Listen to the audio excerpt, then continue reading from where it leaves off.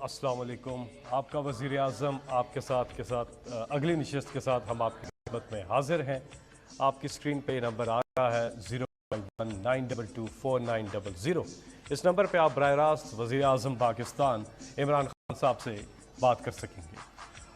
सबसे पहले अल्लाह ताला ने कुरान पाक में इरशाद फरमाया कि अल्लाह ताला और उसके फ़रिश्ते नबी अकरम सल्लल्लाहु अलैहि वसल्लम पर दरूद और सलाम भेजते हैं, इसलिए ए ईमान वालों तुम भी आप सल्लल्लाहु अलैहि वसल्लम पर दरूद भेजा करो। एक बार सब दरूद शरीफ पढ़ लीजिए सल्लल्लाहु अलैहि वसल्लम। वज़ीर आज़म साहब आपका बहुत बहुत शुक्रिया। प्रोग्राम के आगाज़ में अगर आप कुछ कहना चाहें तो फिर हम कॉलर्स की तरफ जाएंगे। जी बिस्मिल्लाहिर्रहमानिर्रहीम, इय्याका नअबुदु व इय्याका नस्तईन। मैं सबसे पहले आज कोरोना के ऊपर बात करना चाहता हूँ।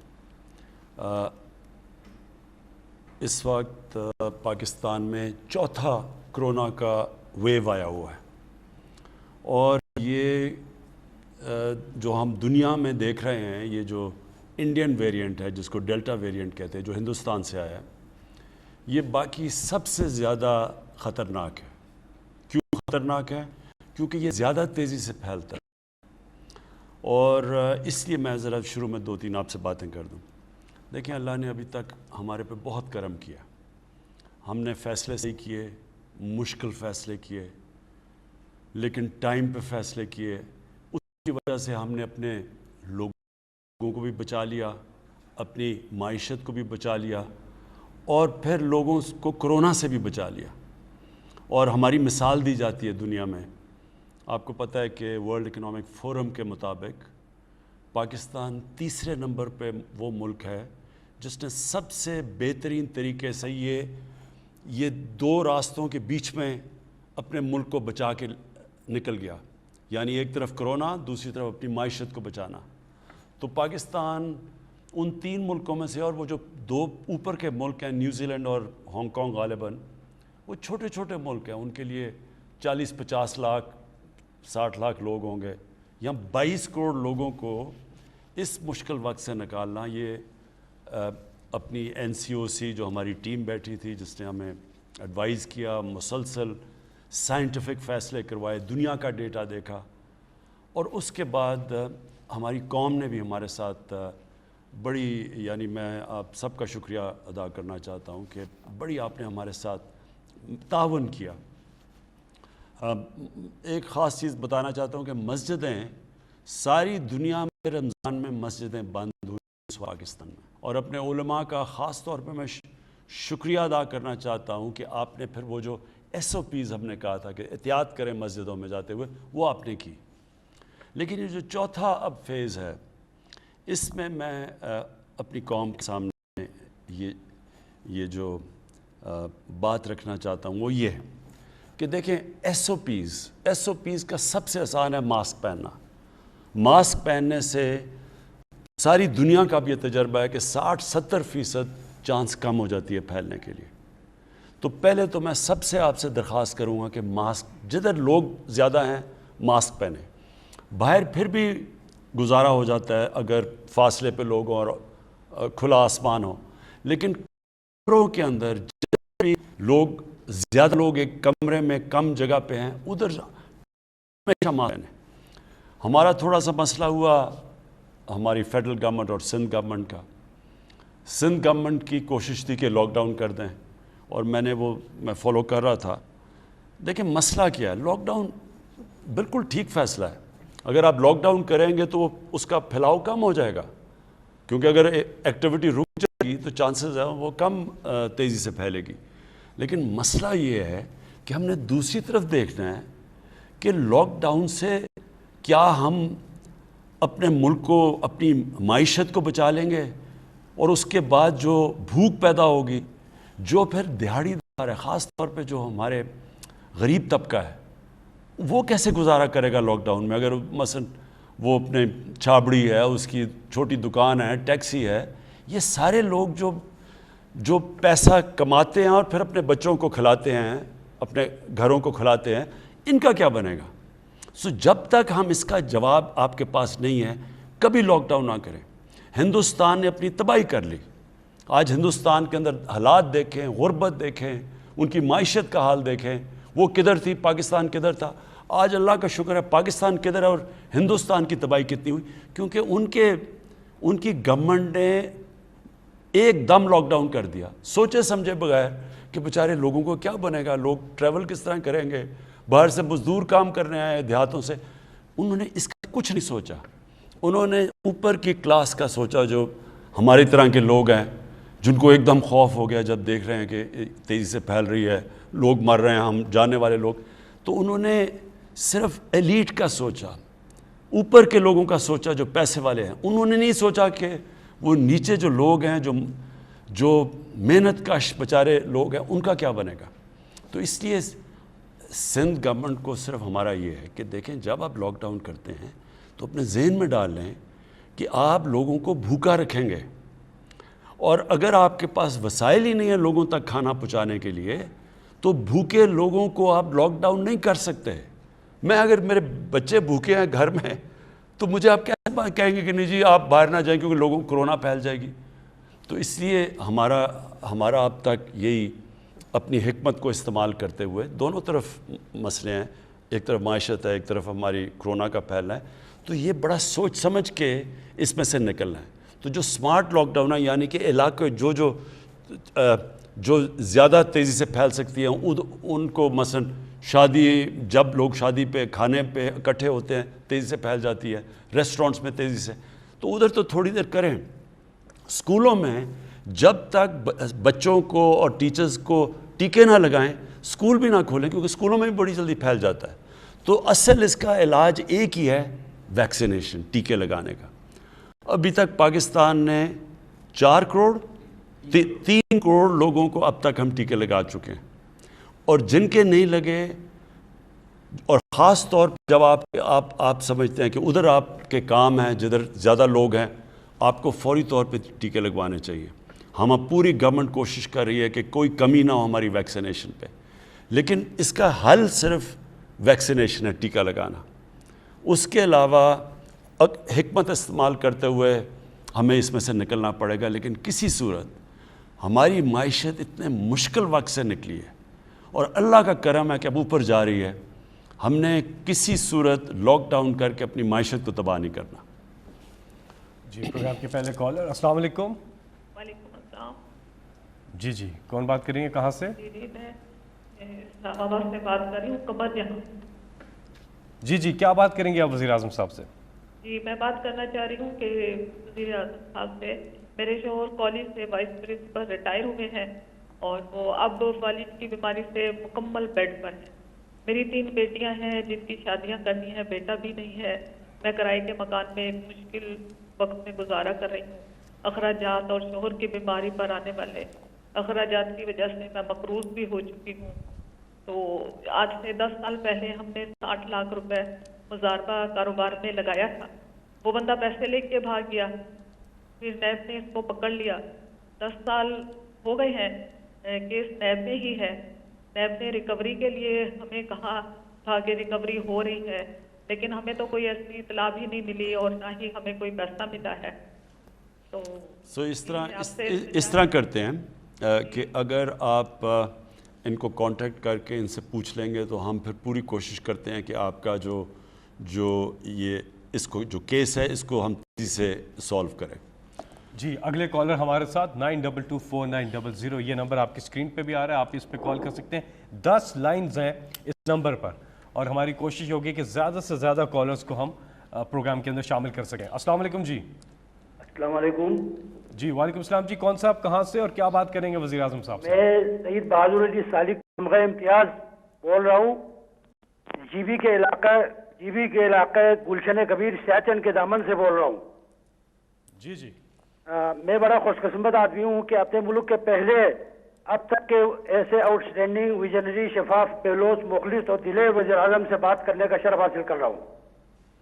میں سب سے پہلے وزیر اعظم صاحب کا شکریہ ادا کرتا ہوں جنہوں نے بڑی فراخ دلی کے ساتھ 270 ارب روپے کا خصوصی پیکیج دیا جی بی کو، جس میں ہمارے وزیر اعلیٰ کا بھی ہاتھ ہے، ان کی کوششیں ہیں. میں بلتستان کے حوالے سے، گلگت بلتستان کے حوالے سے 3 اہم مسائل کی طرف نشاندہی کرنا چاہتا ہوں. امید ہے کہ ہمارے وزیر اعظم ان پر خصوصی توجہ فرمائیں گے. پہلا مسئلہ یہ ہے کہ گلگت بلتستان بہت پسماندہ اور دور افتادہ علاقہ ہے، اور بھٹو مرحوم کی حکومت میں سبسڈی گندم پر دی گئی تھی. اس وقت کی آبادی اور آپ کی آبادی میں بڑا فرق ہے، آج دگنے سے بھی زیادہ بڑھ چکا ہے. اس میں خاطر خواہ اضافے کی ضرورت ہے. دوسرا مسئلہ یہ ہے کہ وزیر اعظم جناب عمران خان کے ویژن کے مطابق ان علاقوں میں سیاحت کی ترقی پر خصوصی توجہ دی جا رہی ہے. پہلی مرتبہ ملک کے تمام شہروں سے پروازیں آ رہی ہے، بیرونی پروازیں بھی شروع ہونے والی ہے، اور بائی روڈ بھی لوگ سیاح بہت سے ان علاقوں کی طرف آ رہے ہیں. لیکن سہولتوں کا فقدان ہے، افراتفری کا عالم ہے، پیٹرولیم کی شارٹیج ہے، اور بجلی اور نیٹ کا نظام صحیح نہیں ہے. تو ان چیزوں کو ریگولرائز کرنے کی ضرورت ہے. چھوٹی سی انتظامیہ ان پہ قابو پانا ان کے لیے بہت مشکل ہے. جی بہت بہت شکریہ. گزارش یہ ہے کالر سے کہ اپنی بات کو مختصر رکھیے تاکہ زیادہ سے زیادہ لوگوں کو موقع مل سکے کہ وزیر اعظم صاحب سے وہ بات کر سکیں. ہم اگلے کالر کی جانب جائیں گے. جی السلام علیکم. جی السلام علیکم. جی وعلیکم السلام. جی کون صاحب کہاں سے بات کر رہے ہیں؟ جی میں کاشف جوید بات کر رہا ہوں گجرانوالہ سے. جی کیا بات کریں گے جی وزیر اعظم صاحب سے آپ؟ جی سر میرے وزیر اعظم بات سن رہے ہیں؟ جی السلام علیکم. جی وعلیکم السلام. جی میں مسیح مذہب سے میرا تعلق ہے، اور ہر محکمے میں ہمارا 5% کوٹا آتا ہے، جو کہ ایک عرصہ دراز سے ہمیں نہیں دیا جا رہا. اور میری آپ سے درخواست ہے کہ آپ کے دورے حکومت سے ہمیں بہت سی امید ہے، اور ہم میرٹ کے باوجود بھی ہمیں یہ سیٹیں نہیں دیتے. پوری اقلیت کا یہی مسئلہ ہے. تو میری آپ سے درخواست ہے کہ آپ ہمارے جو حقوق ہے وہ ہمیں دیں. اور سٹیزن پورٹل کے علاوہ میں نے 30 سے زیادہ محکموں میں درخواست دی ہے، لیکن ہمیں انصاف نہیں ملا. تو مجھے آپ سے بہت امید ہے. اوکے یہ میں آپ کا نوٹ کر لوں. بالکل آپ ٹھیک کہتے ہیں کہ آپ کو اس کا کوٹا ملنا چاہیے. میں یہ اب ساروں کو ڈائریکشن دوں گا، کیونکہ اصل میں یہ صوبوں کے پاس ہے سب کچھ. سینٹر تو ہمارا فیڈرل گورنمنٹ تو چھوٹی سی ہے، اصل میں تو صوبوں کے پاس نوکریاں ساری. تو میں سارے صوبوں کو انسٹرکشنز دوں گا کہ جو آپ کا کوٹا ہے وہ ان کو آپ سب کو ملے. جی اگلے کالر ہمارے ساتھ. السلام علیکم. وعلیکم السلام. فیصل صاحب میں حبیب اکرم عرض کر رہا ہوں. میں دنیا ٹی وی میں کام کرتا ہوں اور وزیر اعظم صاحب کو بھی میں سلام پیش کرتا ہوں.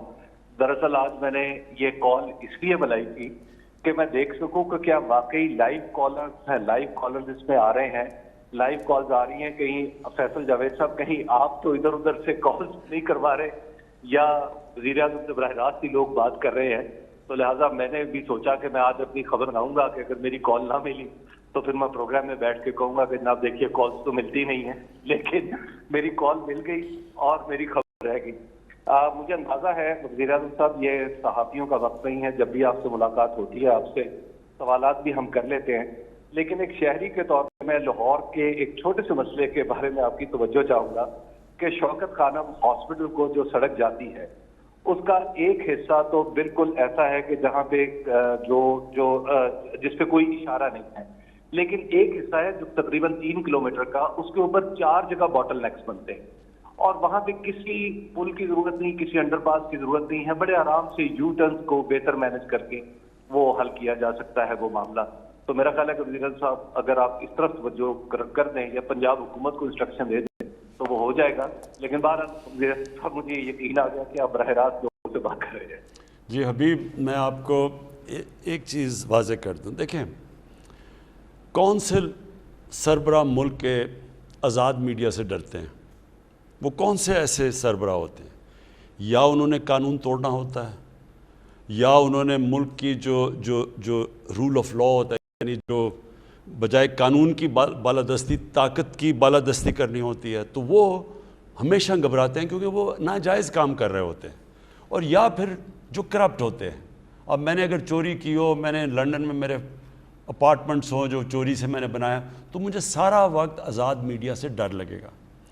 میں آپ کو یہ واضح کر دوں کہ آزاد میڈیا جو آزادی رائے ہے یہ ایک ملک کے لیے ایک بہت بڑی نعمت ہے، کیونکہ یہ ہماری طرح کے لوگوں کو سارا وقت آگے کرتے ہیں. اب آپ نے بتایا نا یہ کہ جی وہاں 4 جگہ لوگ رکتے ہیں جوہر ٹاؤن جاتے ہوئے، وہ جو دوسری سڑک ہے، تو وہ یہی میڈیا کا کام ہوتا ہے، واچ ڈاگ ہوتا ہے میڈیا.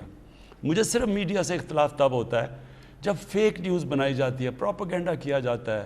گورنمنٹ کو مثلا یہ جو EU کی جو ڈس انفارمیشن لیب میں چیزیں سامنے آئی ہیں کہ ہندوستان نے فیک اکاؤنٹس بنائے ہوئے ہیں اور ان کو فیڈ کر رہے ہیں پاکستان سے صحافی جو پاکستان فوج اور پاکستان کے پرائم منسٹر کے خلاف پروپیگنڈا کر رہے ہیں.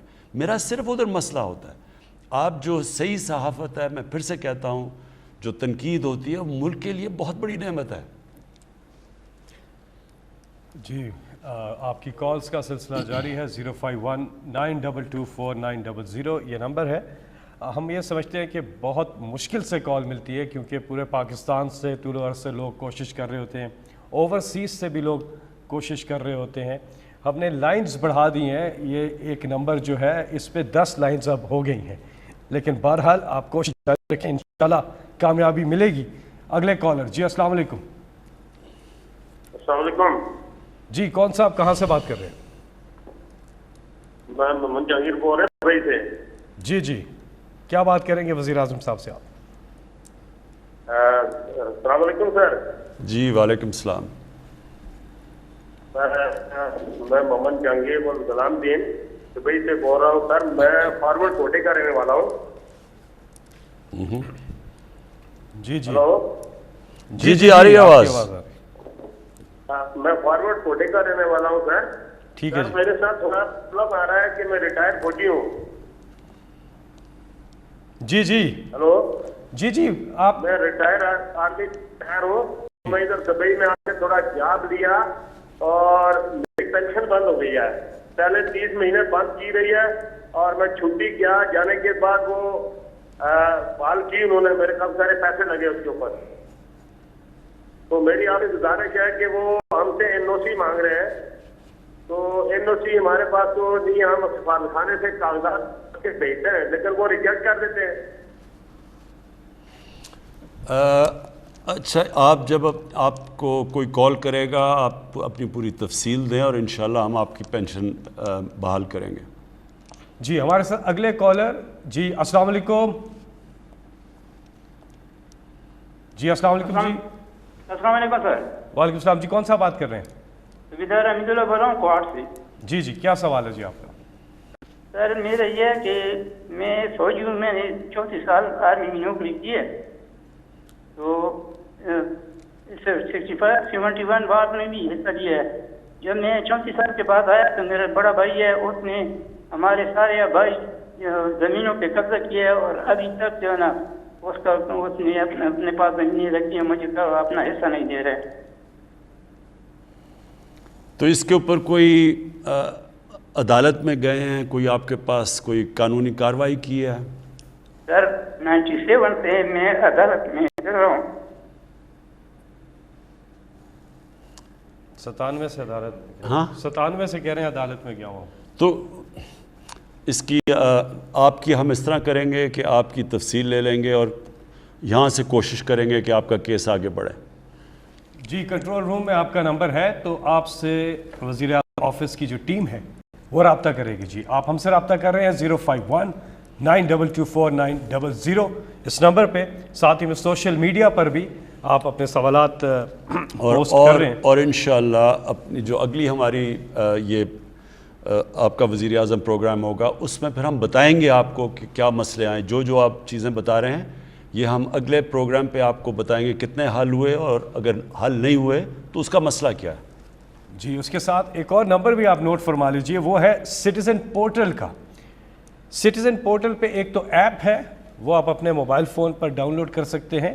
دوسرا ایک ٹیلی فون نمبر بھی ہے جس پہ آپ رابطہ کر کے اپنی شکایت وہاں پر بھی درج کروا سکتے ہیں اور وہ نمبر ہے 05190000111 90000111 یہ نمبر ہے. جی اگلے کالر. السلام علیکم. جی وعلیکم السلام سر. جی کون صاحب کہاں سے بات کر رہے ہیں؟ وزیر اعظم صاحب سے بات کیجیے گا. جی सर मोहम्मद बख्श राजनपुर से बात कर रहा हूँ। खान साहब खैरियत से हैं? ठीक है सर। जी मेहरबानी, शुक्रिया। खान साहब मेरी अर्ज है कि मैं वफाक की ज़मीन काश्त करता हूँ, एक आम काश्तकार और अनपढ़ इंसान हूँ। मैंने ठेके पे ली हुई है, हर साल मैं उसके पैसे भी अदा करता हूँ सारा कुछ। हुकूमत की 19 और 20 में एक पॉलिसी बनाई गई थी, हमारी फसलों का नुकसान हुआ था, उसमें इमदाद दी गई थी, मुझे शामिल नहीं किया गया, जबकि मैं कमा के खुद हुकूमत को देता हूँ। और दूसरी बात यह है खान साहब के पंजाब गवर्नमेंट जो सब्सिडी दे रही है वो असर रसूख वाले लोगों को मिल रही है मिली भगत के साथ। मैंने सेक्रेटरी लाहौर तक अपने जोर लगाए हैं, दरखास्तें दी हैं, फोन भी किया है, किसी ने नहीं सुनी। हम काश्तकार हैं, हम एक मान बेचने जाते हैं तो हमसे 1 किलो इजाफी लिया जाता है। ऑनलाइन पेमेंट की हुकूमत कोई टैक्स नहीं लेती है काश्तकारों को, जबकि 600 रुपये 1 लाख के पीछे इनकी ऑनलाइन पेमेंट आती है, टैक्स भी ले लेते हैं।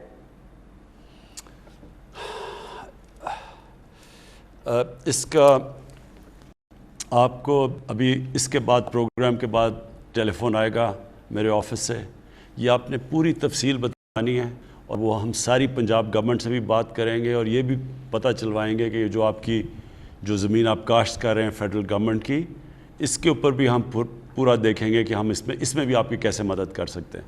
जी वज़ीर आज़म साहब, एक सवाल सोशल मीडिया पर आया है कि एहसास प्रोग्राम का दायरा कार जो है उसको कब तक वसी किया जाएगा? देखें, एहसास प्रोग्राम के तो काफ़ी इस वक्त कर्ज़े भी दिए जा रहे हैं, देहात के अंदर ख़वातीन को मवेशी और चीज़ें दी जा रही हैं ताकि वो अपनी आमदनी बढ़ा सकें।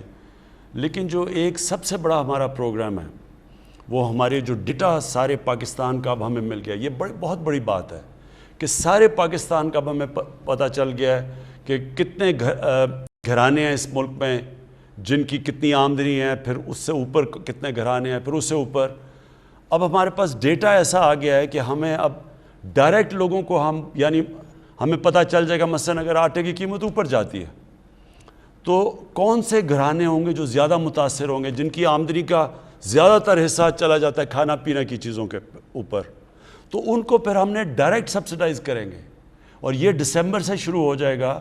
ये पहली दफ़ा पाकिस्तान में होगा कि हम 40% जो निचला तबका है हमारा, उसको डायरेक्ट हम उनको सब्सिडाइज़ करेंगे, यानी खाने पीने की चीज़ों पे महंगाई से बचाने के लिए उनके पास डायरेक्ट सब्सिडी जाएगी।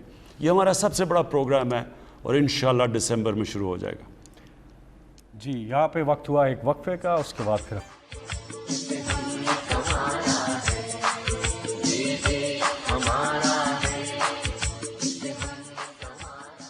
वज़ीर आज़म आपके साथ ब्रेक के बाद एक बार फिर आपको खुशामदीद कहते हैं। वज़ीर आज़म साहब, सोशल मीडिया पे एक सवाल आया है कि तलहा तालिब ने ओलंपिक्स में बग़ैर हुकूमत के सपोर्ट के वेट लिफ्टिंग में मुल्क का नाम रोशन किया और सिर्फ चंद किलोग्राम से तगमे से वो महरूम रहे। वज़ीर आज़म साहब, 22 करोड़ के मुल्क में स्पोर्ट्स का इतना बुरा हाल है। आप हमेशा से बात करते रहे हैं टैलेंट की, लेकिन यहाँ पर स्पोर्ट्स का ज़वाल क्यों? देखिए, मैं इसमें ज़रूर कहूँगा कि मुझे जो टाइम देना चाहिए था स्पोर्ट्स को वो मैं नहीं दे सका, क्योंकि स्पोर्ट्स तो मैं जानता हूँ बाकी चीज़ों से तो ज़्यादा मेरी अगर ट्रिपल PhD है वो स्पोर्ट्स के अंदर है। लेकिन इतने ज़्यादा और हमारे मसले मसाइल शुरू से पहले दिन से पड़ गए कि और ख़ास तौर पे माइशत का जो हालात है और जो फिर उसकी वजह से जो लोगों को तकलीफ़ थी, महंगाई थी, तो उस सारी चीज़ों के ऊपर इतनी ज़्यादा तवज्जो चली गई कि जो स्पोर्ट्स के ऊपर मुझे टाइम देना चाहिए था वो मैं नहीं दे सका। देखिए, मैंने पाकिस्तान की स्पोर्ट्स को देखा, हम जब छोटे थे, जैसे हॉकी में पाकिस्तान किधर था, फिर क्रिकेट में तो हमारे दौर में देखते देखते पाकिस्तान नीचे से आके वर्ल्ड कप जीत गया और दुनिया की टॉप टीम बन गई। और स्क्वॉश के अंदर हमारे पास 2 जायंट्स थे, जानशेर और जहांगीर खान, जिन्होंने 10-10 साल दुनिया की स्क्वॉश को डोमिनेट किया। तो हमने वो दौर देखा हुआ है और फिर डिक्लाइन देखी इसकी। और बदकिस्मती से जो हम नीचे आए हैं ना पाकिस्तान में, ये जो 2 ख़ानदानों ने इस मुल्क को तबाही की है, एक तो पैसा लूटना है ना, एक इदारे तबाह किए। पैसे लूटने के लिए आपको इदारों को कमज़ोर करना पड़ता है। मसलन अगर आपके इदारे ठीक हो, मैं पैसा कैसे बनाऊंगा? میں ایف بی آر کو اپنا آدمی بٹھاؤں گا, میں اگر نیشنلائز بینکس کو لوٹنا ہے تو ادھر اپنے پریزیڈنٹس بٹھاؤں گا, ان کے ذریعے لونز لوں گا, معاف کرواؤں گا. تو سارے آہستہ آہستہ جو ادارے نیب, اب نیب کب سے فنکشن کر رہی ہے؟ پہلی دفعہ ہے کہ بڑے بڑے ناموں کو نیب نے پکڑا. پہلے تو چھوٹے چھوٹے لوگوں کو پکڑتی تھی, تو نیب کے ہوتے ہوئے کرپشن بڑھتی جا رہی تھی. اب شور جو مچا ہوا ہے وہی قانون ہے, وہی نیب ہے, وہی 20 سال سے قانون ہے. وہ تب تو 10 سالوں میں جب یہ تھے تو اصول نہیں بدلا, کیونکہ انہوں نے اپنے آدمی بٹھا کے تو نیب کو بالکل اپنے فائدے کے لیے کیا ہوا تھا. بے شرمی سے اور بے دردی سے ملک کو لوٹا, کیونکہ پتہ تھا نیب میں اپنا آدمی بٹھایا ہوا ہے. اب اسی نیب کے ہوتے ہوئے ان کی چیخیں نکل گئی ہیں سب کی. اسی طرح جس طرح نیب کا ادارہ تباہ کیا, اسی طرح سارے ادارے تباہ ہوئے. سپورٹس کے اداروں کے اوپر اپنے لوگ بٹھا دیے, سفارشی بٹھا دیے. وہ سپورٹس دیکھتے دیکھتے ہماری آنکھوں کے سامنے کدھر سے کدھر پہنچ گئی. دیکھیں, سپورٹس ایک ایسی چیز ہے, یہ سمجھنے کی بات ہے کہ ہمارا دنیا سے مقابلہ ہو رہا تھا, ہم دنیا سے مقابلہ کر رہے ہوتے. اب دنیا کے اندر جدھر ان کے ادارے اچھے ہوتے ہیں وہ مسلسل اپنی سپورٹس کو اور کمپیٹیٹو کرتے جا رہے ہوتے ہیں, وہ نئی ٹیکنیک سوچ رہے ہوتے ہیں, وہ اپنے میرٹ کو اوپر لانے کے بہتر طریقے سوچ رہے ہوتے ہیں, وہ اپنی جو لیٹسٹ ٹریننگ ٹیکنیکس ہیں وہ لے کے آ رہے ہوتے ہیں, کیونکہ وہاں پروفیشنلز بیٹھے ہوتے ہیں اداروں کے اوپر. ہمارا مسئلہ کیا ہے کہ ہم وہ جہانگیر خان اور جانشیر خان 10-10 سال اسکواش کے ورلڈ چیمپئن بن گئے. کسی نے یہی نہیں سوچا کہ اسکواش کو ایک ادارہ بنایا جائے پاکستان میں, جدھر سارے ملک سے کمپٹیشن کریں اور ٹیلنٹ ان دو کے سر کے اوپر. ہم نے سمجھا کہ جناب ہماری اسکواش بہت اچھی ہے. جیسے ہی وہ دو گئے پاکستان نیچے جانا شروع ہو گیا. ہاکی کا بھی وہی تھا, ہمارے پاس گریٹ پلیئرز تھے تب تک, یہ گراس کے اوپر ہاکی ہوتی تھی, ہماری ٹیلنٹ بہترین تھا, ہم سب سے بہتر ٹیلنٹڈ تھے. لیکن جیسے جیسے وہ ایسٹرو ٹرف کے اوپر آئے اور گیم چینج ہوئی, ہم ساتھ چینج نہیں ہوئے اور ہمارے پاس وہ پروفیشنلزم نہیں تھی. آج یہ بھی دن دیکھنا ہے کہ پاکستان کی ہاکی کوالیفائی نہ کرے اولمپکس کے لیے. اس کا طریقہ یہ ہے کہ ہم نے سپورٹس کو ایک ادارہ بنانا ہے, اس پہ پروفیشنلز لے کے آنے ہیں, اور وہ اب میں شروع کر رہا ہوں. اس کے بعد یہ اس آخری 2 سالوں میں اب پورا زور لگانے لگا ہوں سپورٹس کے اوپر بھی. سارے یہ جو ہاکی فیڈریشن ہے اس کے اوپر پورا ان کے حالات دیکھنے لگا ہوں. کرکٹ کا میں دیکھ ہی رہا ہوں, لیکن اتنا میں نے اب اس پہ بھی زور نہیں دیا, کرکٹ کے اوپر بھی زور لگانے لگا ہوں. لیکن آخر میں بات یہ, ایک نیوزی لینڈ ہے, میں آپ کو اب مثال دے رہا ہوں, 40 یا 50 لاکھ آبادی ہے. انہوں نے کرکٹ کا جو ٹیسٹ کرکٹ کا ورلڈ کپ ہے, ایک ورلڈ کپ ہے ون ڈے کرکٹ کا, ایک ٹیسٹ کرکٹ کا, 40 یا 50 لاکھ کی آبادی نے ہندوستان جس کی 1 ارب 300 کروڑ آبادی ہے, ان کو انہوں نے ورلڈ ٹیسٹ کرکٹ کی چیمپئن شپ ہرا دی, اور انہوں نے ورلڈ کپ کے بھی فائنل میں پہنچ گئے. تو کیا وجہ ہے؟ کیونکہ ان کا سسٹم بہت بہتر ہے. نیوزی لینڈ کے اندر زیادہ کرکٹ گراؤنڈز ہیں سارے پاکستان سے, تو ہماری اگر 22 کروڑ آبادی بھی ہے, وہ آبادی نے کہیں کھیلنا تو ہے. تو اب پہلے تو میں کرکٹ گراؤنڈ سب کو کہا ہوا ہے کہ یونین کاؤنسل تک اب گراؤنڈز بنائیں. پہلے ہم نے تحصیل لیول پہ کہا تھا, اب نیچے تک گراؤنڈز, تاکہ ہمارے بچوں کو گراؤنڈیں تو ملے کھیلنے کے لیے, تب ہم مقابلہ کریں. اگر ٹیلنٹ کا کیا فائدہ اگر ٹیلنٹ کے لیے گراؤنڈ ہی نہیں ہے. پہلے اب ہم آہستہ آہستہ سارا سسٹم ٹھیک کریں گے. دیکھیں, سسٹم تباہ کرنے میں زیادہ دیر نہیں لگتی, اس کو ٹھیک کرنے میں ٹائم لگتا ہے. لیکن میں یہ آپ کو بتا دوں کہ اب میں پورا اپنی سپورٹس کے اوپر توجہ دوں گا. جی, آپ کی کالز کا سلسلہ جاری ہے. 051-922-4900 یہ نمبر ہے جس پہ آپ وزیر اعظم پاکستان سے بات کر سکتے ہیں. ہم اگلے کالر کی جانب جائیں گے, لیکن گزارش یہ ہے کہ اپنی بات کو مختصر رکھیے گا اور جو بھی آپ کا سوال ہو وہ فوراً کر لیجئے, تاکہ زیادہ سے زیادہ ہم کالرز کو پروگرام میں شامل کر سکیں. جی, السلام علیکم. وعلیکم السلام. جی, کون؟ میں دیبا بات کر رہی ہوں اسلام آباد سے. جی. نور مقدم کیس کی آگاہی ہے آپ کو, آپ کی گورنمنٹ اس کو فالو بھی کر رہی ہے. کافی حد تک ایویڈنس مل چکے ہیں کہ آپ ایسے اقدامات یقینی بنائیں گے تاکہ مستقبل میں ایسے واقعات سے بچا جا سکے. راولپنڈی اور اسلام آباد میں چوری ڈکیتی عام ہو چکی ہے. اگر کیپٹل کی یہ سچویشن ہے تو باقی شہروں کے کیا حالات ہوں گے, آپ رائے دیں گے؟ مجھے سمجھ نہیں کیا نور مقدم کیس کے حوالے سے. اچھا. دیکھیں یہ جو نور کا کیس ہے یہ میں خود پہلے دن سے فالو کر رہا ہوں. اس کی ایک ایک چیز کا مجھے پتہ ہے, ساری میں نے تفصیل لی ہوئی ہے, ہوا کیا. یہ بڑا ایک خوفناک قسم کا کیس ہے, اور اس کے اندر جو بڑی چیزیں آتی ہیں کہ وہاں ایک پورا ان کا جو سٹاف کام کر رہا تھا, چوکیدار تھا, نوکر تھے, وہ سب کے سامنے یہ 2 دن کے اوپر یہ سارا یہ جو ٹریجڈی ہوئی ہے. تو میں نے اس کی ایک تفصیل لی ہے. اس میں یہ میں صرف آپ کو بتا دوں کہ لوگ کہتے ہیں کہ جی وہ بڑے مضبوط خاندان سے ہے جو وہ قاتل ہے اور وہ شاید بچ نہ جائے. یہ میں آپ کو بتا دوں کہ بچنے کوئی نہیں لگا اس میں. اگر وہ ڈیول نیشنل بھی ہے اور اگر کوئی سمجھ رہا ہے کہ وہ امریکن اس کی سٹیزن شپ ہے وہ بچ جائے گا, وہ بچنے نہیں لگا. یہ میں آپ کو کہہ سکتا ہوں.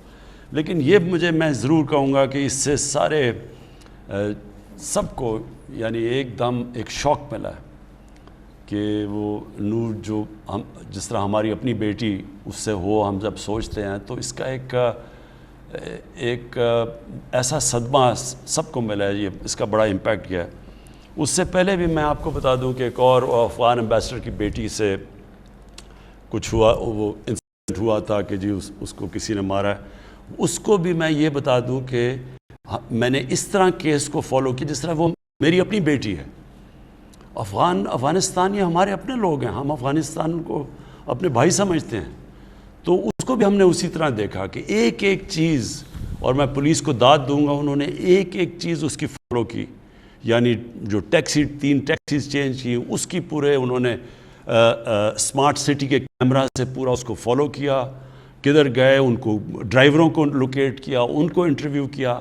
تو ایک ایک چیز فالو کی ہے. تو اس کیس کے اندر بھی اس کے اندر ہی ان کے کیمرے لگے ہوئے تھے. ایک ایک چیز اس کی یہ جو نور کا مرڈر کیس ہے اس کو فالو کر رہے ہیں.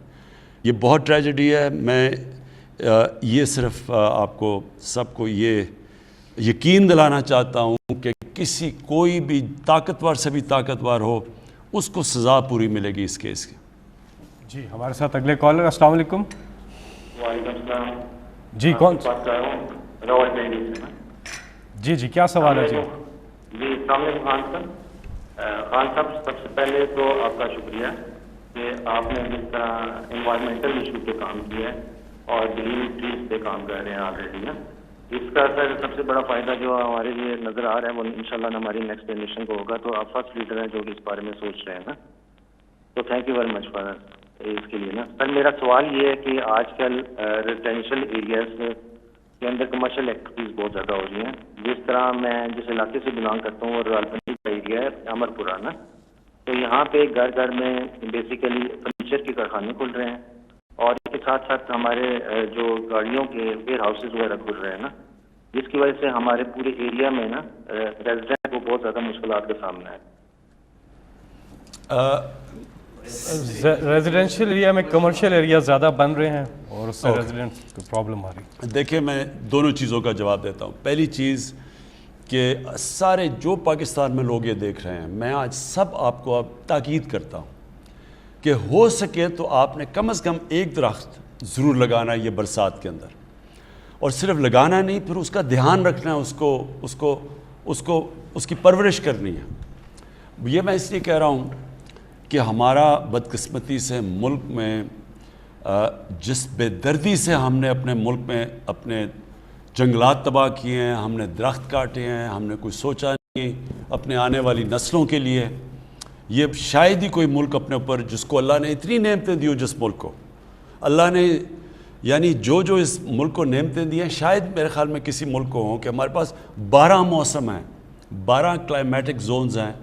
ہم جو اوپر سے جب K2 سے جب ہم جاتے ہیں سمندر تک تو ہر جگہ مختلف کلائمیٹس ہیں.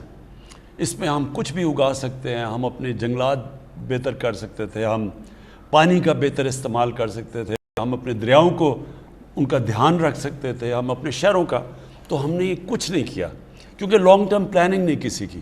لوگ آتے ہیں, 5 سال کا الیکشن ہوا ہے, اچھا جی میں کیا الیکشن کے اندر میں کوئی اورنج ٹرین دکھا دوں, میں کوئی میٹرو دکھا دوں اور 5 سال میں کمپلیٹ کر کے اس کے اوپر کروڑوں روپیہ خرچ کر کے کہ جی دیکھیں کتنا بڑا کارنامہ کیا. یہ کوئی کارنامہ نہیں ہے. آپ پیسے دیں آپ میٹرو لگا لیں, آپ پیسے دیں آپ ٹرین بنا.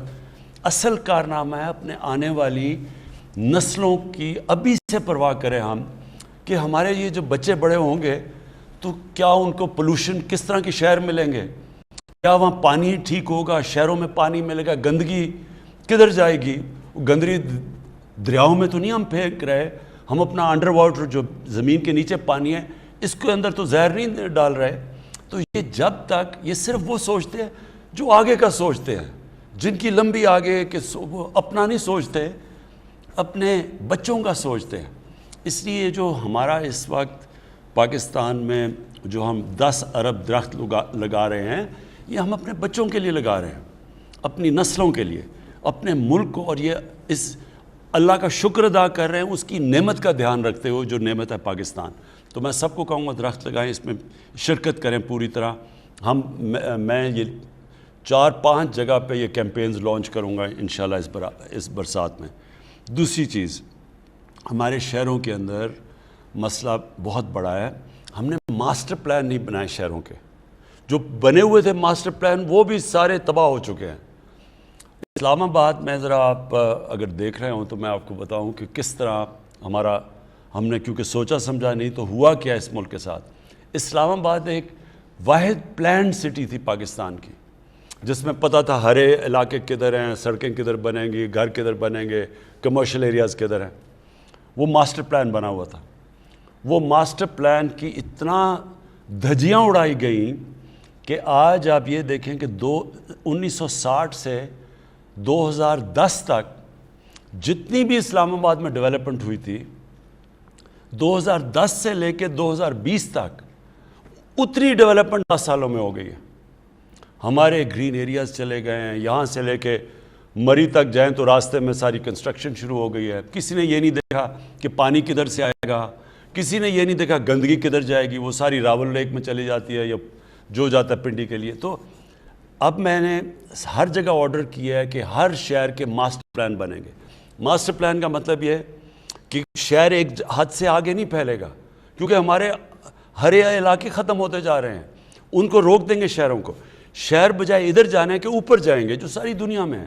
اب دبئی ہے, دبئی اوپر گیا ہوا ہے, اگر دبئی پھیل جائے تو وہ کہاں سے کہاں پہنچ جائے.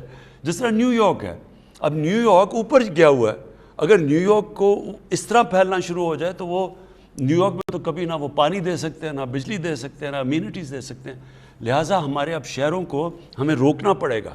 اور پھر جدھر ہم نے دیکھا نیا شہر بنائیں گے, جس طرح راوی سٹی بنا رہے ہیں لاہور میں. راوی سٹی کا مقصد کیا ہے؟ پہلے تو راوی کو بچانا. راوی ایک گندا نالا بن چکا ہے, اس کو ڈیم کر کے اس کا پانی اوپر لا کے لیک بنا کے, تاکہ لاہور کا پانی نیچے جا رہا ہے. لاہور میں تھوڑی دیر میں ٹینکر مافیا آ جائے گا جس طرح کراچی میں, کیونکہ وہاں پانی اتنا نیچے چلا گیا. اس لیے پہلے لیک بنا رہے ہیں تاکہ گراؤنڈ واٹر اوپر جائے, پھر اس کو اوپر لے کے جا رہے ہیں شہر کو, ماڈرن سٹی بنا رہے ہیں. پھر وہاں پورا جنگل اگا رہے ہیں ساتھ, تاکہ وہاں پولوشن کم ہو, تاکہ وہ ابزارب کرے پولوشن. اسی طرح کراچی میں ہم نے بنڈل آئلینڈ کا سوچا ہوا تھا. بدقسمتی سے سندھ کی حکومت اس نے اس کو ہمیں بنانے نہیں دے رہی, اور وہ مجھے کوئی اس کی سمجھ نہیں آتی, کیونکہ سارا فائدہ سندھ کا ہے. پیسے بھی سندھ میں, نوکریاں بھی سندھ میں, فائدہ بھی کراچی کا. جو بچ جائے گا کراچی بھی پھیلتا جا رہا ہے. کوئی وجہ ہے جو انہوں نے روکا ہوا ہے. لیکن شہروں کو اب ہمیں روکنا پڑے گا, ماسٹر پلانز بنانے پڑیں گے, گرین ایریاز وہاں بچانے پڑیں گے, وہ بھی غائب ہو گئے ہیں. اور پھر ویسٹ ڈسپوزل, یعنی گندگی کدھر جائے گی, اس کی پھر ٹریٹمنٹ پلانٹس, جو کہ اب لاہور میں 3 ٹریٹمنٹ پلانٹ بنائیں گے, اور وہ ٹریٹ کر کے پانی راوی میں ڈالیں گے. راوی بھی بہتر ہو جائے گا, اور پھر جو گراؤنڈ واٹر ہے وہ بھی بچ جائے گا. جی وزیر اعظم صاحب, ایک اور سوال آیا سوشل میڈیا پہ, کہہ رہے ہیں سیالکوٹ کا بائی الیکشن اور آزاد کشمیر کے الیکشن اپوزیشن دعویٰ کرتی ہے کہ دھاندلی سے آپ جیتے ہیں. دیکھیں, میں پھر سے جب میں کرکٹ کھیلتا تھا تو میری ساری کرکٹ اپنے اپنے امپائر ہوتے تھے. جو ملک میں کرکٹ کھیلو اس کا اپنا امپائر ہوتا تھا. تو جو ٹیم ہارتی تھی وہ زیادہ تر کہتی تھی دھاندلی ہوئی ہے, اور ہو بھی سکتی ہے, ہوتی بھی تھی. کئی دفعہ جو ہارتا تھا اس کو بہانہ مل جاتا تھا, کیونکہ جب ملک سے باہر جاتے تھے کہ اگر مضبوط ٹیم کے خلاف کھیلنا ہو تو آپ کہتے تھے جی ہم جیتیں کیسے، وہاں تو امپائر ان کے اپنے ہیں، اور پاکستان کبھی ہندوستان میں نہیں جیتا تھا، ہندوستان کبھی پاکستان میں نہیں جیتا تھا، کیونکہ ہمارے اپنے اپنے امپائر تھے. اور مجھے اس چیز کا بڑا فخر ہے کہ میں واحد وہ کیپٹن ہوں جو ٹیم لے کے گیا ہندوستان، اور ان کے امپائروں کے باوجود ہم جیت کے آئے. تو وہ کبھی ان دنوں میں ناممکن ہوتا تھا. تو اس لیے ہم نے پھر کیمپین کی نیوٹرل امپائرز کے لیے، اور میں نے وہ کیمپین لیڈ کی. اور پاکستان وہ ملک تھا جس نے پہلی دفعہ دنیا کی تاریخ میں نیوٹرل امپائرز لے کے آیا 1986 میں. اور اس کے علاوہ ہم نے پھر ٹیکنالوجی کا کہا کہ استعمال کریں. تو ان دونوں کی وجہ سے آج کرکٹ میں جو ہارتا ہے وہ ہار مان جاتا ہے. ہمارے زمانے میں ہار وہ کہتے تھے جی امپائروں نے ہرا دیا. اب یہی ہو گیا پاکستان میں. پہلی دفعہ ایک گورنمنٹ آئی ہے جس نے کہا کہ گورنمنٹ کہہ رہی ہے کہ ہم اب یہ الیکٹرل سسٹم کو ٹھیک کریں تاکہ سب مان جائیں ہار جیت کو. یہ پہلی گورنمنٹ ہے ہماری. نہیں تو جو گورنمنٹ میں آتا ہے وہ کبھی چینج نہیں کرتا. وہ کیوں نہیں چینج کرتا؟ کیونکہ آپ گورنمنٹ میں بیٹھے ہوں تو آپ سمجھتے ہیں عملہ آپ کا نیچے لگا ہوتا ہے سارا. آپ الیکشن کمشنر بھی آپ اگر گورنمنٹ کی مرضی سے آتا ہے، الیکشن کمیشن بھی وہی ہوتی ہے. تو وہ گورنمنٹ سمجھتی ہے کہ ہمارے پاس ایڈوانٹیج ہے کہ اگر ہم گورنمنٹ میں بیٹھے ہیں تو ہم الیکشن جیت سکتے ہیں. تو وہ چینج نہیں کرتے. ہماری پہلی گورنمنٹ آئی ہے جس نے ہم نے پوری کوشش کر کے محنت کر کے دیکھا کہ کیسے ہمارا الیکٹرل سسٹم ٹھیک ہو سکتا ہے. اور ہم ایک نتیجے پہ آئے ہیں کہ ایک ہی طریقہ ہے کہ الیکٹرانک ووٹنگ مشینز ہم لے کے آئیں. اس سے ہوگا جتنے بھی ہمارے مسئلے سب ختم ہو جاتے ہیں. ہمارے مسئلے شروع ہوتے ہیں ووٹنگ کے بعد، اور جب تک رزلٹ آتا ہے اس کے بیچ میں سارے دھاندلی جو کہ بیگز کھل جاتے ہیں، وہ ڈبل سٹیمپ کر دیتے ہیں، وہ فارم 40 نہیں بھرتا، یعنی ساری چیزیں وہاں. اگر الیکٹرانک ووٹنگ مشینز آ جائیں تو جیسے الیکشن ختم ہوتا ہے رزلٹ آ جاتا ہے.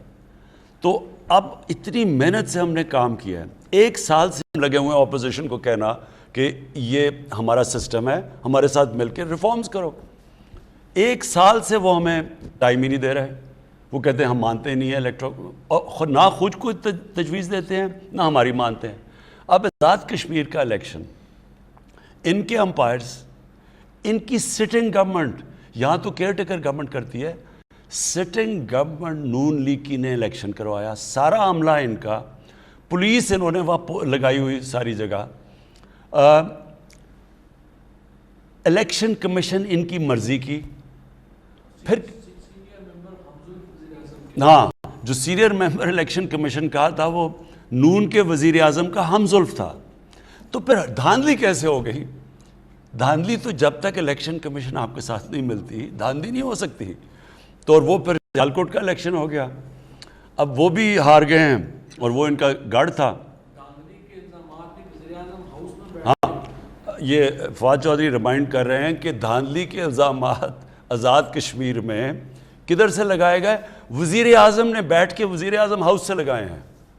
تو یہ ایسی بھی دھاندلی کبھی نہیں دیکھی تھی کہ وزیر اعظم بھی آپ کا، عملہ بھی آپ کا. تو وہ اس کا حل ایک ہے، الیکٹرانک ووٹنگ مشینز. اور اس کے اوپر ہم نے پورا زور لگا دیا ہے. ہم نے اس کے اوپر ہماری جو سائنس اور ٹیکنالوجی کی منسٹری انہوں نے ڈیولپ بھی کر دی ہے. ہم سارے میڈیا کو دکھا رہے ہیں. ہم بلکہ چاہتے ہیں کہ سارے جو میڈیا کے الیکشنز ہیں، جو بارز کی الیکشنز ہیں، سارے وہ الیکٹرانک ووٹنگ مشین سے کروائیں. اور انشاءاللہ یہ پھر یعنی آپ قوم سب سمجھ جائے گی کہ ایک ہی طریقہ ہے کہ یہ سارے مسئلے جو دھاندلی کے ہیں وہ ختم ہوئیں. جب امریکہ میں ڈونلڈ ٹرمپ نے کہا کہ دھاندلی ہوئی ہے، دھاندلی سے ہرایا گیا ہے، تو وہ کیوں نہیں ثابت کر سکا دھاندلی؟ کیونکہ وہاں الیکٹرانک ووٹنگ مشینز تھی. اس کے اوپر وہ ثابت ہی نہیں کر سکا کیونکہ جدھر بھی وہ گیا انہوں نے سارے رزلٹ دکھا دیے. اور وہی اس کا حال ہے پاکستان میں. جی اگلے کالر ہمارے ساتھ. السلام علیکم. جی ہیلو. السلام علیکم. وعلیکم السلام. جی کون صاحب بات کر رہے ہیں؟ نوید عزیز بات کر رہا ہوں ڈسٹرکٹ لسبلا سے. جی کیا سوال ہے جی آپ کا؟ سر ہمارا سوال یہ کہ ہمارے یہاں 1974 یا اس کے پہلے کی یہ جو بجلی کا سب سے بڑا مسئلہ ہے ہمارے پاس سر، لوڈ شیڈنگ تباہی ہے. اور جو ہمارے اب چونکہ سے آپ اگر بائی روڈ آئیں گے دیکھیں گے جو کھمبے لگے ہوئے نا سیمنٹ کے 73 یا 74 کے، وہ اس وقت تیز ہوائیں چلتی ہیں گر جاتے ہیں، انہیں کو ریپیئر کر دیتے ہیں یا کوئی اس طرح کر دیتے ہیں. مطلب کوئی حال نہیں ہے. تو میں چاہ رہا تھا یہ میرا سوال کیا بس ایک طرح سے ریکویسٹ ہماری سر تو اس سے کیا جائے سر. دیکھیے جی، میں پہلے بجلی کا ان گرمیوں میں بڑی مشکلات کا لوگوں کو سامنا کرنا پڑا. لوڈ شیڈنگ بھی زیادہ تھی، گرمی شدید تھی، اور بلوچستان میں ایک اور مسئلہ آ گیا کیونکہ جو گوادر تک ہم ایران سے بجلی لیتے ہیں، ایران میں اتنی گرمی پڑی کہ ایران کی خود بجلی کی اتنی کنزمپشن ہوگی کہ ایران بھی ہمیں بجلی نہیں دے سکا کیونکہ وہاں ادھر شارٹیج ہوگی ایران کے اندر. تو ہمارا مسئلہ ذرا آپ نے سمجھنا ہے. ہم نے بجلی تو زیادہ بنا دی پاکستان میں، لیکن جو بجلی کو پہنچانے کے لیے جو ٹرانسمیشن لائنز ہیں وہ پرانی ہیں صاحب. اب مثلا پشاور ہے، جو خاص طور پر پشاور ویلی کے اندر، وہاں جو ٹرانسمیشن لائنز ہیں وہ اتنی پرانی ہیں کہ جب بجلی کا پریشر بڑھا تو جب ہم نے بجلی پہنچانے کی بھی کوشش کی وہ پہنچتی نہیں تھی کیونکہ وہ ٹرانسمیشن لائنز کیری نہیں کر سکتی تھی. تو اب اگلا ہے کہ پورا انویسٹمنٹ کر رہے ہیں ٹرانسمیشن لائنز کو ٹھیک کرنے، نہیں لانے کے لیے، تاکہ وہ بوجھ برداشت کر سکے. دوسرا ہمیں مسئلہ کیا آیا کہ یہ جو فنومینا ہے جس کو کہتے ہیں گلوبل وارمنگ، ہماری اس سے جو موسم کے اندر جو تبدیلیاں آئی ہیں اس میں ایک کیا ہوا کہ جو برفوں نے پگھلنا تھا جولائی کے شروع میں وہ پگھلی نہیں. تو جب برفیں نہیں پگھلی تو جو ہماری ڈیمز میں پانی آنا تھا وہ 35% کم پانی آیا، اور یہ ایران میں بھی یہی ہوا. تو جب ڈیمز میں 35% کم پانی آیا تو جو بجلی بنانی تھی ہائیڈرو یعنی پانی سے بجلی بنانی تھی اس میں کمی آ گئی. تو جو ہماری کیپیسٹی بھی تھی اس سے بھی کم بجلی بنی.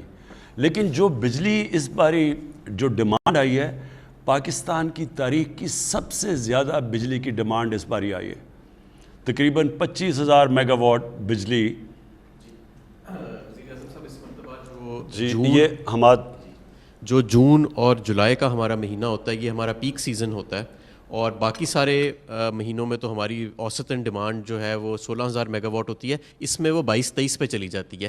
اس سال وہ ڈیمانڈ ہماری 26,000 تک گئی ہے، اور وہ بجلی ہم نے سپلائی بھی کی، یہاں تک کہ ہماری جو ٹرانسمیشن کیپیسٹی ہے وہ 24,000 ہے، ہم نے 25,000 میگا واٹ بجلی جو ہے وہ سسٹم میں چھوڑی. تو ایک طرف تو ڈیمانڈ 20% بڑھی ہوئی تھی، دوسرا ہمارے ڈیمز کم تھے اس مرتبہ، تو ہمیں بجلی کی جو پروڈکشن ڈیم سے آ رہی تھی، اور ڈیمز ہماری 25% بجلی بناتے ہیں، وہ ہمیں کام آئی. لیکن ان شاء اللہ تعالیٰ اب یہ پچھلے 2 ہفتے سے تو ہم نے غیر اعلانیہ لوڈ شیڈنگ پورے پاکستان میں بالکل زیرو پہ ہم لے گئے ہیں، اور اگلے سال کے لیے ایک ہم نے مؤثر پلان بنایا ہے کہ اگلی گرمیاں آنے سے پہلے یہ جو ہمارے ٹرانسمیشن کے یعنی بجلی کی ترسیل کے باٹل نیکس ہمیں دیکھنے میں آئے ہیں، ان پہ ہم ان شاء اللہ تعالیٰ قابو پا چکے ہوئیں گے. اور الحمدللہ اب جس طرح ہماری انڈسٹری زیادہ ڈیمانڈ جنریٹ کر رہی ہے تو ہمارے پاس اس کو پیک سیزن میں بھی میٹ کرنے کے لیے ان شاء اللہ تعالیٰ ایک مؤثر نظام ہوئے گا. جی یہاں پہ وقت ہوا ایک وقفے کا، اس کے بعد پھر اس پروگرام میں آپ کی کالز کا سلسلہ جو ہے وہ جاری ہے. نمبر آپ کی اسکرین پر بھی آ رہا ہے 05192224900. ہمارے ساتھ اگلے کالر. السلام علیکم جی. وعلیکم السلام جی، کون سا بات کر رہے ہیں، کہاں سے؟ عارف محمود بٹ گجرانوالا سے. جی عارف صاحب، کیا سوال ہے جی؟ میرا سوال ہے کہ میں گجرانوالا میں 32 سال سے کرپشن کے خلاف جہاد کر رہا ہوں. خان صاحب کے ساتھ میں 22 سال سے اٹیچ ہوں جی. اور گجرانوالا کارپوریشن میں 2 سال جب سے یہ دوبارہ کارپوریشن بحال ہوئی تھی 2017 میں، جو میئر شپ آئے تھے انہوں نے جو کرپشن کی ہے، مجھے انہوں نے پہلے اپنی سیٹ سے اتار دیا. جب آپ کی دور واپس آیا، وہ چیئرمین واپس گیا تو مجھے لگایا گیا اور وہ کہا گیا کہ آپ نے کرپشن پکڑنی ہے. میں نے کروڑوں روپے کی کرپشن پکڑی ہے کارپوریشن میں، جس کی مجھے صلہ یہ دیا گیا کہ مجھے پہلے کہا گیا کہ آپ یہ باز آ جائیں اس کام سے. گجرانوالا میں بہت زیادہ نون لیگ کا گڑھ ہے، لیکن میں اپنے حق اور صداقت کے لیے اس قائم رہا. میری جان بھی چلی جائے، میرے بچے بھی قربان ہو جائیں خان صاحب، لیکن میں حق پہ نہیں جھک سکتا. میں کسی رشوت والے کے ساتھ نہیں چل سکتا. وہ میں نے ثابت کی 13 کروڑ کی کرپشن ایک کبھی میں نے پکڑی تھی، انہوں نے فوراً مجھے ڈسمس کر دیا نوکری سے. حالانکہ میں نے فورم پہ ہائی کورٹ پہ بھی انہوں نے کہا کہ اس پر کوئی قصور نہیں ہے، لیکن اس کے ہائی کورٹ کے حکم کے باوجود مجھے جو گجرانوالا کے چیف افسر تک کرپٹ ترین امجد حسین ٹلو، جتنے بلڈنگ میں اپنا بلڈنگ پٹرول اور سب کام میں کروڑوں کی کرپشن کی ہے، اس نے مجھے ڈسمس کر دیا. یہ تو میں ابھی میرے آفس آپ کو کانٹیکٹ کریں گے اور ہم اس کو پوری طرح انویسٹیگیٹ کریں گے کہ آپ جو کہہ رہے ہیں اور کیا یہ واقعی سب کچھ ٹھیک ہے. پہلے ہم انویسٹیگیٹ کرتے ہیں اور پھر ایکشن لیں گے. لیکن میں آپ سب کے لیے جو میرے پاکستانی آپ یہ دیکھ رہے ہیں, یہ اپنے ذہن میں ڈال رہے ہیں کہ ایک کرپٹ معاشرہ ترقی نہیں کر سکتا. دنیا کے اندر میں یہ بار بار ایک چیز لوگوں کو سمجھاتا ہوں کہ دنیا میں جو خوشحال ملک ہے اس نے کرپشن کے اوپر قابو پائی ہے. وہاں قانون کی بالا حکمرانی ہے, طاقت کی حکمرانی نہیں ہے, قانون کی حکمرانی ہے. قانون کی حکمرانی ہوتی ہے تو کرپشن ختم ہوتی ہے. دیکھیں, ایک ہوتی ہے کرپشن چھوٹے لیول پہ. چھوٹے لیول کی کرپشن لوگوں کو تنگ تو کرتی ہے, ملکوں کو تباہ نہیں کرتی. ملک کو تباہ کرتی ہے جب پرائم منسٹر بیٹھ کے کرپشن شروع کرتا ہے اور میرے وزیر. جب ہم شروع کرتے ہیں نیچے تک, ہم کسی کو کرپشن سے نہیں روک سکتے. ہم بلکہ کیونکہ ہم جب کرپشن کرتے ہیں, ہم وہ کرپشن کے جو روکنے والے ادارے ہیں ان کو پہلے ہم کمزور کرتے ہیں, کیونکہ ہم نے چوری کرنی ہوتی ہے, وہ پھر باقی کو کسی کو بھی نہیں پکڑ سکتے. نتیجہ یہ ہوتا ہے کہ وہ سارا ملک کی تباہ ہو جاتا ہے. یہ ایک ضرور میں پھر دہراتا رہتا ہوں ایک چیز. ایک ہے پینل بنائی ہے یونائٹڈ نیشنز کے سیکرٹری جنرل نے, اس کو کہتے ہیں فیکٹ آئی پینل. اس پینل نے بڑی محنت کر کے ریسرچ کر کے وہ ایک نتیجے آئے ہیں سامنے, اور وہ آپ یہ سمجھ جائیں کہ جو ان کی فائنڈنگز ہیں وہ بتاتی ہیں کہ غریب ملک غریب کیوں ہیں.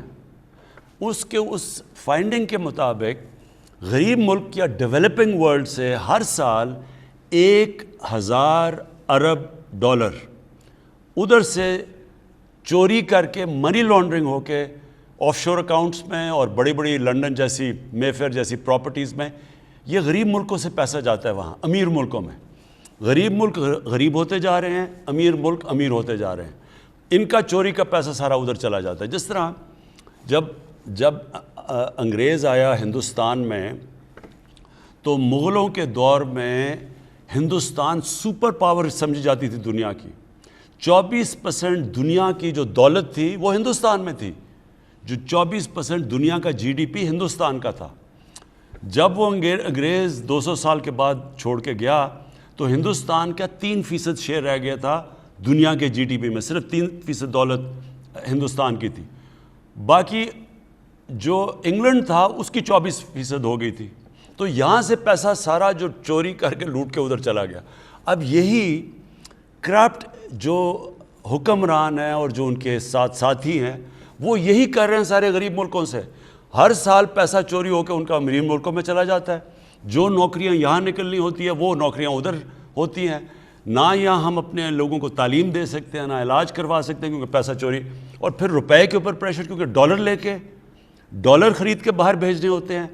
تو جب ڈالر کی کمی ہوتی ہے روپیہ گرتا ہے, ساری چیزیں مہنگی ہو جاتی ہیں جو باہر سے آپ امپورٹ کرتے ہیں. تو یہ کتنا بڑا المیہ ہے. یہ جو جنگ ہے کرپشن کے خلاف, یہ پاکستان کی جنگ ہے. یہ اصل میں قانون کی حکمرانی کی جنگ ہے. جو کرپشن اس وقت جنگ چل رہی ہے ہمارے ملک میں, جو طاقتور کرپٹ لوگ ہیں وہ اپنے لیے این آر او مانگ رہے ہیں کہ ہمارے ساتھ کوئی ڈیل کر لو. جو جنرل مشرف نے کی تھی ڈیل, وہ میرے سے بھی وہی مانگ رہے ہیں. اور وہ سارا وقت بلیک میل کرتے ہیں ملک کو کہ جی اگر آپ نے ہمارے اوپر ہاتھ ڈالا تو ہم آپ کی گورنمنٹ گرا دیں گے. یہی ساؤتھ افریقہ کے اندر ہوا. ان کے پریزیڈنٹ نے کرپشن کی, اس کا نام زوما تھا. زوما کے اوپر انہوں نے ہاتھ ڈالنے کی کوشش کی ساؤتھ افریقہ کی گورنمنٹ نے. انہوں نے سڑکوں میں اس نے لوگ نکال لیے, مظاہرے شروع ہو گئے اور وہ گورنمنٹ پیچھے ہٹ گئی. یہی یاد رکھیں کہ ایک طاقتور اور کمزور اور غریب اور امیر ملک میں فرق ہی ہے. کسی ویسٹرن ڈیموکریسی کے اندر کسی کی جرت نہیں ہے کہ اگر اس کے اوپر کرپشن کا ایلیگیشن ہے پرائم منسٹر پہ, اس کے وزیروں پہ, وہ یہ نہیں کہہ سکتا کہ جی میں جواب ہی نہیں دوں گا, آپ کون ہوتے ہیں, میرے اوپر سیاسی انتقامی کارروائی ہو رہی ہے. ان کو جواب دینا پڑتا ہے. اور یہی فرق ہے وہاں. اور یہی ہم پاکستان کی فیوچر کی جنگ لڑ رہے ہیں, اپنے آنے والی نسلوں کی. یہی رول آف لاء کی جنگ ہے, قانون کی حکمرانی کی. یہ سوال جو ہے بزی ہیں تو یہ کشمیر سے बड़ा मैं समझता हूँ इम्पोर्टेंट इन्होंने किया है, क्योंकि हमारे साथ भी पाकिस्तान में भी यही हुआ था। आज़ाद कश्मीर कानून साज असम्बली ने 28 मई 2021 को एक काला कानून पास किया है, जिसके तहत आर्जी, कॉन्ट्रैक्ट और एडहॉक भर्तियाँ बग़ैर टेस्ट और इंटरव्यू जो अपने दौर में इन्होंने लोग भर्ती किए हैं, उनको ग्रेड 1 से लेके ग्रेड 18 तक उन्हें मुस्तकिल कर दिया, जिस पर रियासती अवाम फ़िक्रमंद है। यानी लोगों को एडहॉक भर्ती किया और अब जाते जाते उन सब को कंफर्म कर दिया, जैसे कि यहाँ पे भी आपको पता है सर, ऐसे ही इन्होंने। देखिए ये कौम के लिए इदारे क्यों तबाह हुए हैं पाकिस्तान के, यही पीटीवी था। एक वक्त पे हिंदुस्तान में पाकिस्तान का पीटीवी देखा जाता था। ये पीआईए था जो दुनिया की टॉप एयरलाइन मानी जाती थी। हमारा ये जो वापडा था, ये जाके बाहर कॉन्ट्रैक्ट्स करते थे पाकिस्तान से। हमारा जो नेस्पाक था वो मिडल ईस्ट में जाके कॉन्ट्रैक्ट्स करता था। तो हमारे आहिस्ता आहिस्ता ये इतने बड़े इदारे क्यों तबाह हुए? सारों के अंदर सियासी भर्तियां करके, सिफारिशों को डाल के, ऐसे इन्होंने बुरे हालात किए हैं इदारों के कि आप ये देखें कि जो पेंशन्स हैं आप इदारों की, वो इतनी बढ़ गई हैं कि वो तकरीबन जो बजट होता है उसमें ज़्यादातर पेंशन में चला जाता है। तो ना कोई डेवलप कर सकता है, ना इदारा आगे बढ़ सकता है, ना जिस काम के लिए वो इदारा बना होता है ना वो काम पूरा कर सकता है। अब ये आज़ाद कश्मीर में जो किया इन्होंने, ये क्या किया होगा कि मैंने अगर इलेक्शन जीतना है, मैंने अपने लोग भर दिए जी, अच्छा जी मैं आपको नौकरियां दे दूंगा। मैंने अपनी इलेक्शन जीतने के लिए लोगों की भर्ती करवा दी, मुल्क को मैंने नुकसान तबाह करवा दिया। यानी मुल्क को सारे ये जो इदारे थे, स्टील मिल की मैं आपको मिसाल देता हूँ। स्टील मिल 2008 में 8 अरब रुपया का नफ़ा था स्टील मिल में, जो पड़ा हुआ था स्टील मिल में। आई पीपल्स पार्टी की गवर्नमेंट, वही स्टील मिल इन्होंने पहले गलत भर्तियां कराई, फिर उन्होंने करप्शन की। वही स्टील मिल 5 साल 6 साल के बाद बंद हो गई और 300 अरब रुपए का उसके ऊपर खसारा हो गया और आज भी बंद पड़ी हुई है। इसी तरह पीआईए जैसी 2008 में ये पीपल्स पार्टी की हुकूमत आई, इन्होंने जो सिफारिशी में जो लोगों को निकाला गया था, जो इनके सिफारिशों को सबको वापस भर्ती किया। उनकी जब सैलरीज आई, वही पीआईए नुकसान के अंदर चला गया। तो देखें, या हमने मुल्क को चलाना है एक अमानत रख के, या फिर हमने अपनी 5 साल की सियासत चमकाने के लिए, अपने फ़ायदा करवाने के लिए मुल्क को तबाह करना है। तो ये बिल्कुल फवाद चौधरी ठीक कह रहे हैं। ये सिर्फ़ और सिर्फ सियासी तौर पर भर्तियाँ की गई और ये इंशाल्लाह अब हमारी गवर्नमेंट आई है, इनको हम सबको रिव्यू करेंगे। जी हमारे साथ अगले कॉलर। अस्सलाम वालेकुम जी।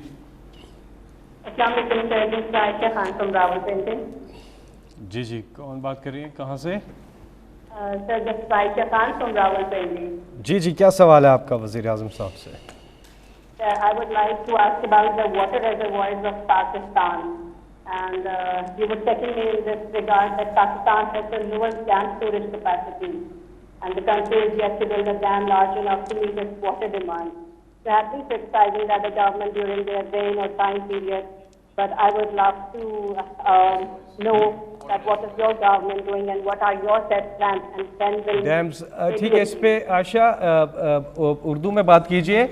दूसरी चीज़ ये कि डैम्स के हवाले से अभी थोड़ी देर पहले बात हो चुकी है, कोई और अगर आपका सवाल है तो बताइएगा। नहीं, डैम्स का मैं सिर्फ आपके लिए आयशा मैं आपको बता दूं, 50 साल में पाकिस्तान में बड़ी डैम्स बनाई नहीं गई, जिसका बहुत बड़ा में नुकसान हो। मैं आप पहले समझेंगे डैम्स क्यों ज़रूरत है पाकिस्तान में।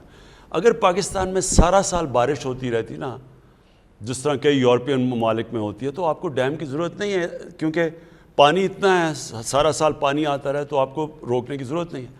पाकिस्तान में 3 या ज़्यादा से ज़्यादा 4, लेकिन 3 महीने में हमारा दरियाओं में सारा पानी आता है। ग्लेशियर पिघलते हैं उधर से, और फिर ये जो हमारी बरसात में बारिश होती है इससे। अब उसके अलावा पाकिस्तान में जो सर्दियाँ हैं उसके अंदर हमारे पास पानी की किल्लत हो जाती है। डैम्स इसलिए बनाते हैं कि आप जब ये पानी ज़्यादा आता है तो इसको हम डैम्स में रोक लें और इस पानी को फिर हम इस्तेमाल करें सर्दियों के अंदर अपनी फसलों के लिए, जब हमारे पास पानी की कमी है, बारिश कम होती है। इसलिए जो मुल्क के अंदर इसी तरह की सीजनल पानी आता है दरियाओं में, जिस तरह चाइना है, तो वो सारों ने डैम्स बनाई हुई हैं। हमने 50 साल पहले 2 बड़ी डैम्स बनाई थी, उसके बाद हमने कोई डैम्स बनाई नहीं इस मुल्क में। चाइना ने जितनी हमारी 2 तरबेला और मंगला बड़ी डैम्स है, चाइना के पास 1000 بڑی ڈیمز ہیں، ٹوٹل ان کی ڈیمز 80,000 ہیں، لیکن 5,000 بڑی ڈیمز بنائی ہیں انہوں نے وہی پانی روکنے کے لیے، اور اس لیے ہی وہ 1.25 ارب لوگوں کو اناج دے سکتے ہیں، ان کے پاس کیپیسٹی ہے، کیونکہ وہ پانی انہوں نے پانی اپنا بچا لیا ہے۔ اب ہم 10 نئی ڈیمز بنا رہے ہیں، 10 سالوں میں انشاءاللہ پاکستان میں 10 ڈیمز ہوں گی، جس میں 2 بڑی ڈیمز ہیں، باشا اور داسو ڈیم۔ اس سے جو پانی ہم بچائیں گے، آپ یہ سوچیں کہ جتنا ابھی ہمارے پاس پانی ہے اس سے دگنا پانی ہمارے پاس آ جائے گا، اور وہ ہمیں پانی کی اس لیے ضرورت ہے کہ ہماری آبادی تیزی سے بڑھ رہی ہے۔ پاکستان تو اناج دنیا کو بیچتا تھا، آج ہمیں گندم دنیا سے امپورٹ کرنی پڑتی ہے۔ پچھلی باری ہماری گندم کی پروڈکشن پاکستان کی تاریخ کی سب سے زیادہ ہوئی، ہماری چاول کی پروڈکشن پاکستان کی تاریخ میں سب سے زیادہ ہوئی، ہماری مکئی کی پاکستان میں سب سے زیادہ ہوئی۔ اس کے باوجود ہمیں امپورٹ کرنی پڑی ہے گندم، 40 لاکھ ٹن گندم ہم نے امپورٹ کیا ہے، اور جب باہر سے ہم چیزیں منگواتے ہیں ہمارا ڈالر بھی خرچ ہوتا ہے ہمارے وہ، اور باہر اگر مہنگی ہو تو وہ یہاں مہنگائی بھی ہو جاتی ہے۔ اس لیے اب ہمیں سوچنا پڑے گا کہ آگے ہماری بڑھتی ہوئی آبادی کو ہم نے کیسے ان کے لیے اناج پورا کرنا ہے، اس کے لیے ڈیمز بہت ضروری ہیں۔ اور یہ جو ڈیمز ہم جب 10 سالوں میں 10 ڈیمز بن رہی ہیں، ان سے فائدہ یہ ہوگا کہ جتنا ابھی ہمارے پاس پانی ہے انشاءاللہ اس سے دگنا پانی ہو جائے گا ہمارے کسانوں کے لیے۔ جی اگلے کالر سے ہم بات کریں گے۔ السلام علیکم جی۔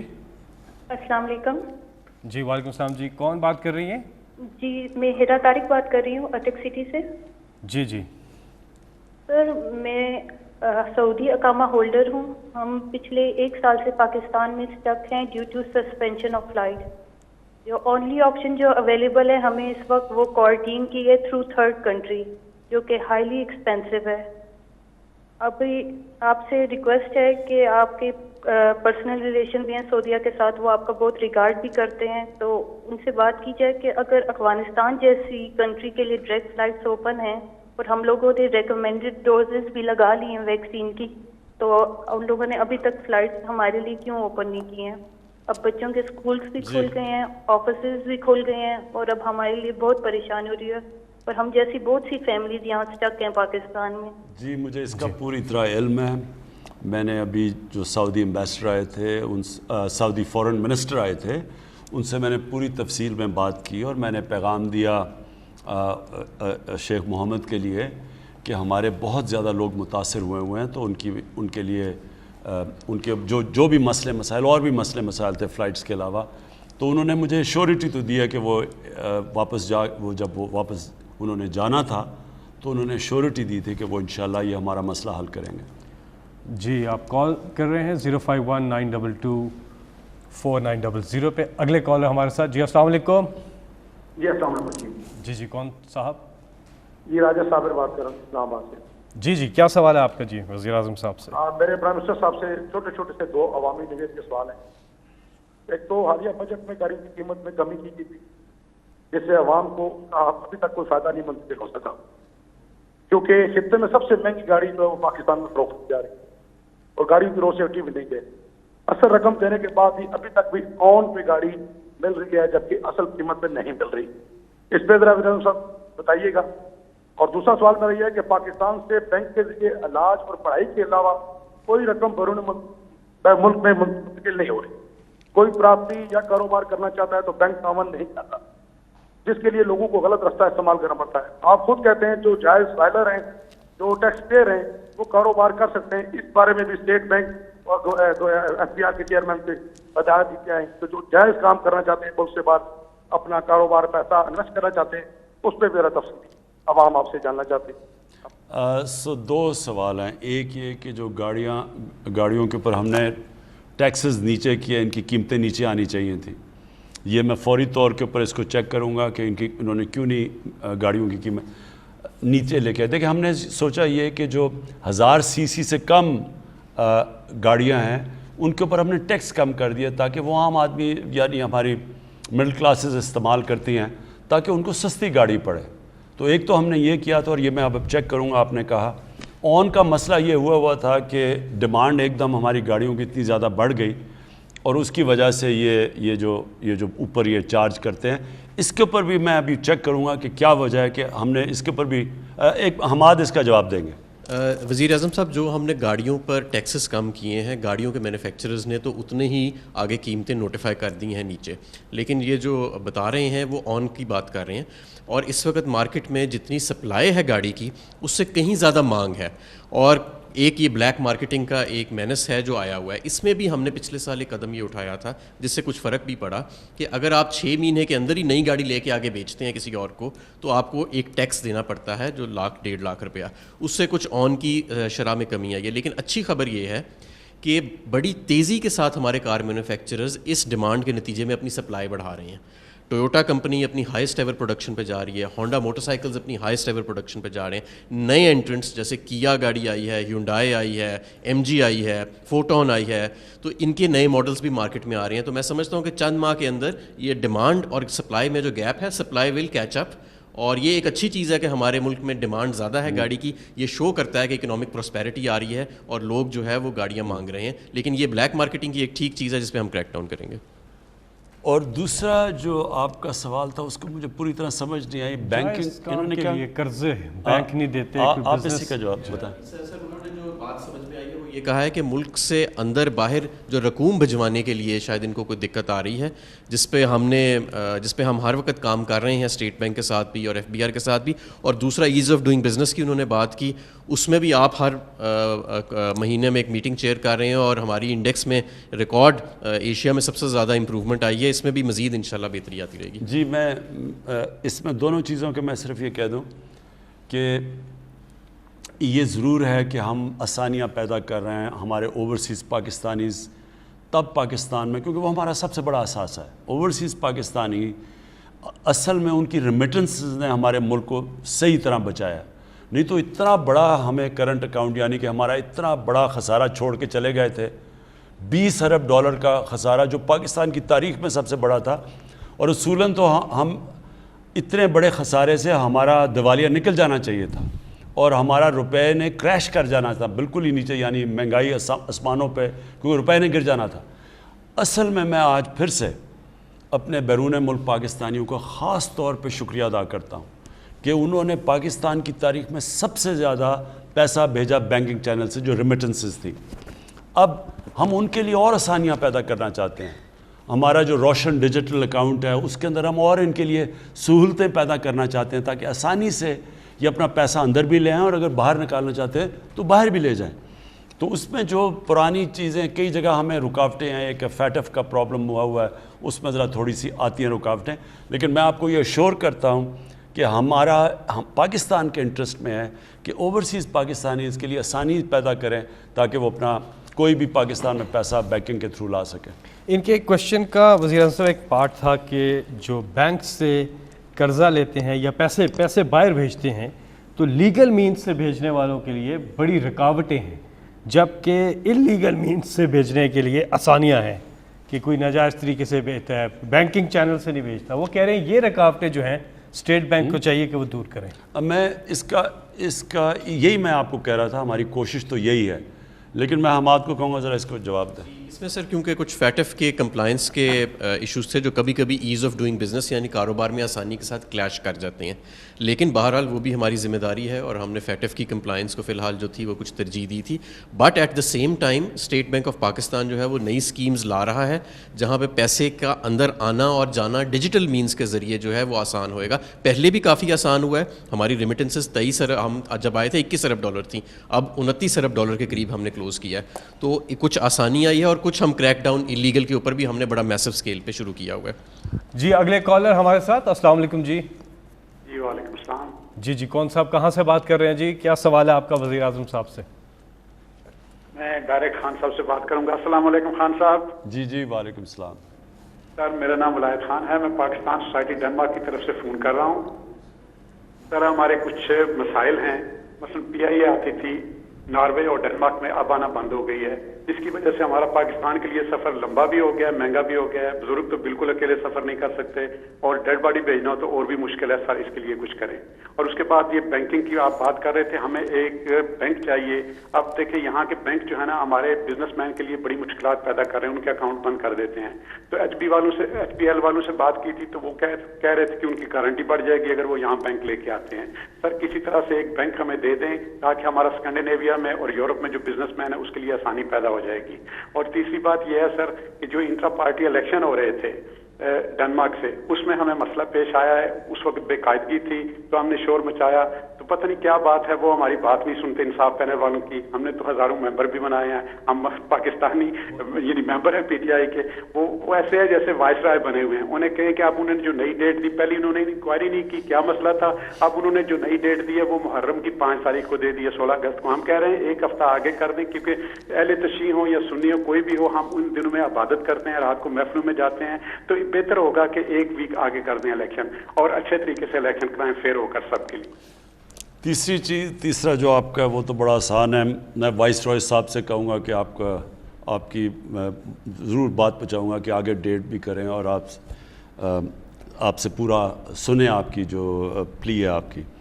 पहली जो 2 चीज़ें हैं, PIA का हमें थोड़ा सा मसला है, हम तकरीबन कंप्लाई कर चुके हैं। वो जो आया था पायलट लाइसेंस के ऊपर जो मसला आया था, हमें उम्मीद तो है कि अब वापस हमें फ़्लाइट्स की इजाज़त मिल जाएगी और मुझे पता है ओवरसीज़ पाकिस्तानीज़ के लिए बड़ा मसला बना हुआ है।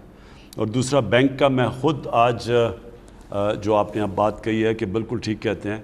अभी मैं उज़्बेकिस्तान गया था तो वहाँ भी ये डिमांड आई कि हमारा एक बैंक होना चाहिए। जो बिज़नेसेस वहाँ थी, पाकिस्तानी जो बिज़नेस करते हैं, उन्होंने कहा वहाँ बैंक अगर हो पाकिस्तान का जो, और हम कोशिश करें नेशनल बैंक को वहाँ ले जाने की, तो आसान हो जाएगा बिज़नेस करने के लिए। तो इंशाल्लाह मैं ये स्कैंडिनेविया के ऊपर भी बात करूँगा। जी, इसी से जुड़ा एक सवाल है, अकील अराई पूछते हैं सोची कि ओवरसीज़ को वोटिंग का कब तक जो अमल है वो कंप्लीट हो जाएगा?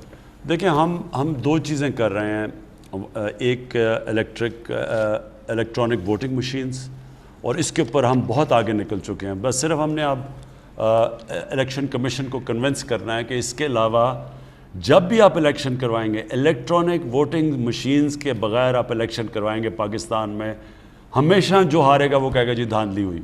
वो जब जीतेंगे ठीक होगा इलेक्शन, लेकिन जब वो हारेंगे तो धांधली हुई। इसलिए एक ही इसका रास्ता है, तो एक तो वो है, और दूसरा जो हमारा 90 लाख ओवरसीज़ पाकिस्तानी है, इसका मॉडर्न टेक्नोलॉजी का इस्तेमाल करते हुए हमारी कोशिश ये है कि वोटिंग करवाएं।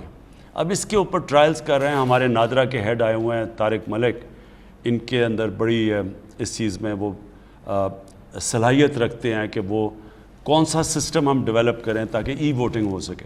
अगर वोटिंग ना भी हुई तो हमने पोस्टल बैलेट तो ज़रूर करवानी है। ओवरसीज़ पाकिस्तानीज़ को हमने ज़रूर, वो इतना बड़ा हमारा मुल्क का असासा है, उसको ज़रूर हमने दायरे में लेके आना है इलेक्शंस के। यहाँ पे हम एक छोटा सा वक्फा लेंगे और उसके बाद फिर वापस आना। कितना टाइम रह गया? बलोची, बंगाली, पठान या पंजाबी नहीं है, हमें सिर्फ और सिर्फ अपने पाकिस्तानी होने पर फख्र होना चाहिए।